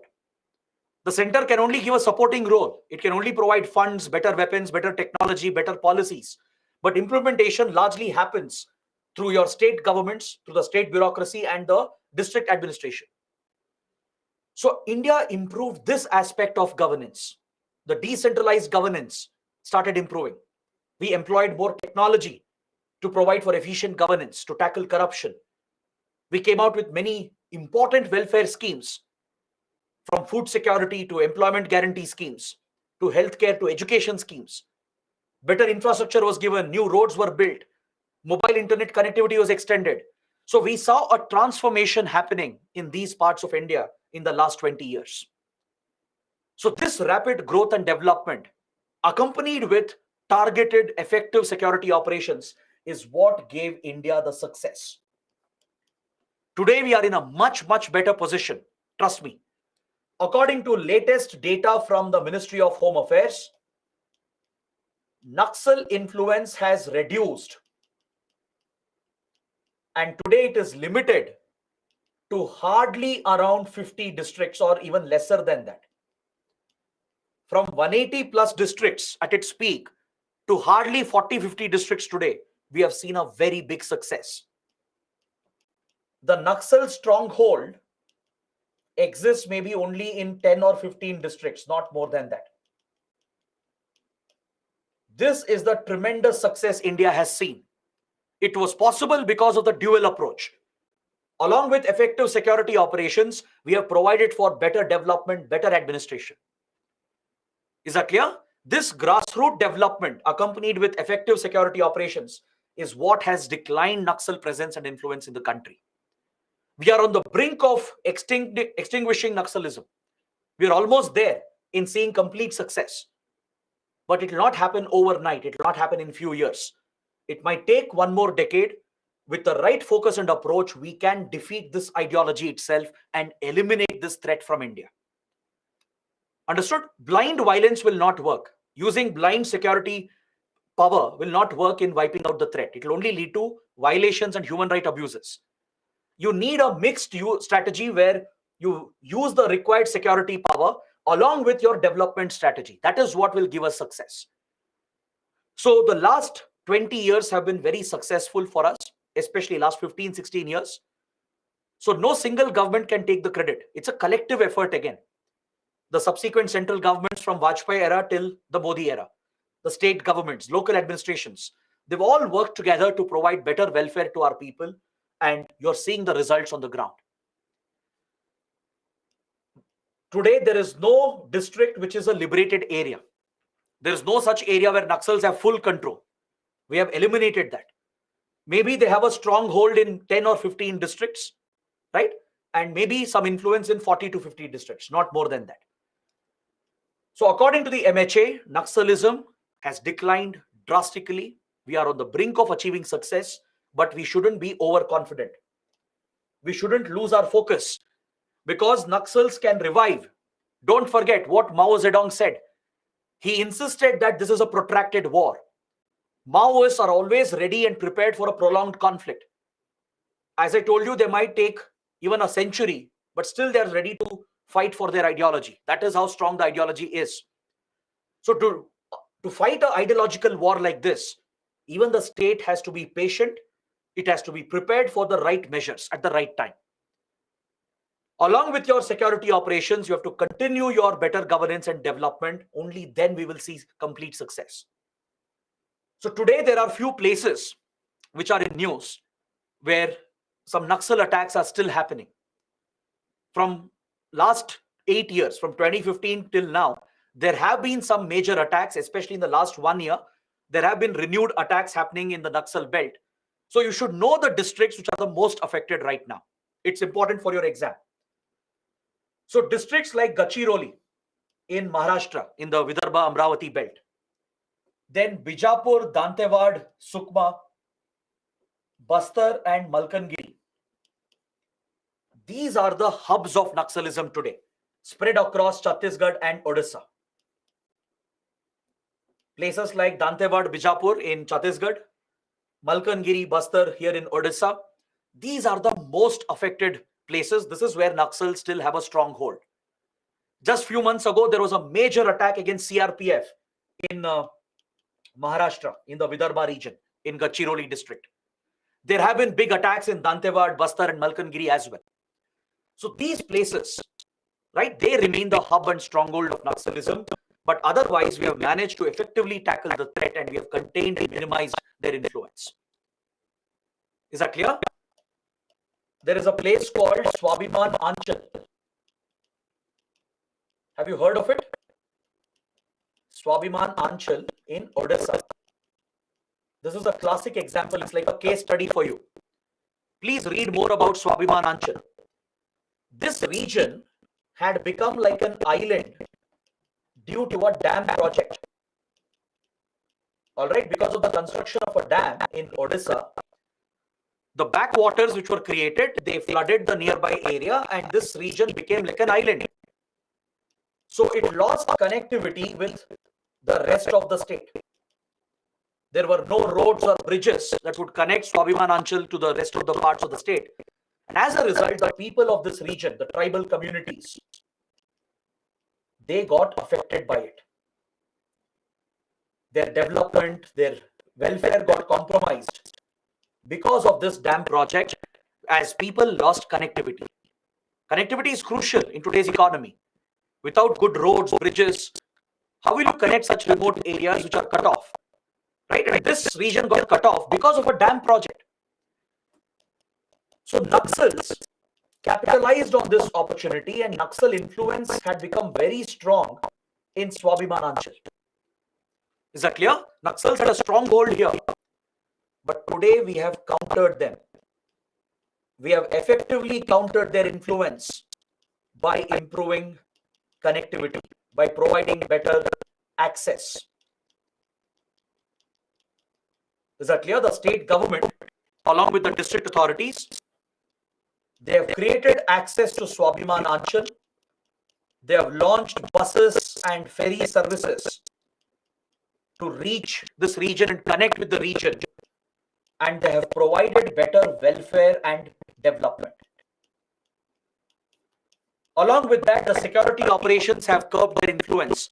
So we have managed to decline Naxal impact in Swabhiman Anchal of Odisha. That's a success story again. So please read more about it. It's a very good case study. All right. So this is where I would like to stop my discussion. We have completed a big part of this chapter. Tomorrow, we'll continue the discussion. We'll discuss the specific strategies adopted by India to tackle the threat of Naxalism. All right, we'll discuss the twin approach. We'll discuss the twin approach where we are focusing on development to provide better governance and to bridge the governance deficit. And parallelly, we have improved our security operations. We are conducting more effective coin operations or counterinsurgency operations by generating better intelligence. Targeted operations have increased in the last 15 years. And we have eliminated many top leaders and mid-level commanders. So that is the role of intelligence-led operations. If you can generate real-time actionable intelligence, and if you can target the financing network, the top leaders and mid-level commanders, you can bring down these movements accompanied with parallel development and governance. That is the twin approach India has taken. That is why we have seen success in the last 2 decades. All right. So tomorrow we'll study about this and we are going to close this chapter. So for today, it's enough. Let's stop over here. Let's see if there are any questions, any doubts that are pending. SMEs, if you try, if possible, please push some questions into the dismiss section. Pick some good questions. I don't see any questions here. In the meantime, I'll look at the open section as well. Monica is asking, do countries like USSR played a role in rise of Maoism? No. USSR is limited. The communism of USSR was limited to its own country. It never spread its ideology to other parts of the world. Of course, during Cold War period, it was different. When the Cold War rivalry existed between US and Soviet Union, of course, then Soviet Union was promoting communism in other countries. But Russia hasn't been doing that. It has largely focused on itself. And the rivalry between Russia and the West is an interpersonal rivalry they have. It has nothing to do with Maoism and left-wing extremism in India. Shalini is asking, any NCRT book for internal security? No, there is no specific book as such. And again, like I said, you don't need any extra material. Just understand the basics from the classes, use the PPTs and the notes and current affairs material. That is enough.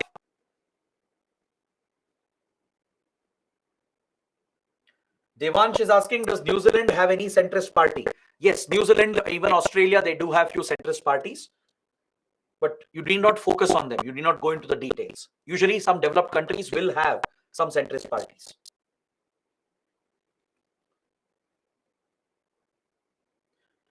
Sahil is asking, can Maoists align with other terror groups of opposite ideology? Yes, it's possible. We have seen that. There are instances where Maoists who are left-wing extremists, they've aligned with right-wing extremist groups like Lashkar-e-Toiba. Indian intelligence agencies have found evidence to show some connections between Maoists of India and Pakistan-sponsored terror groups like Lashkar. So it is possible for Maoists to form such alliances as well, even with other terror groups of opposite ideology. Is that clear? So even that is possible.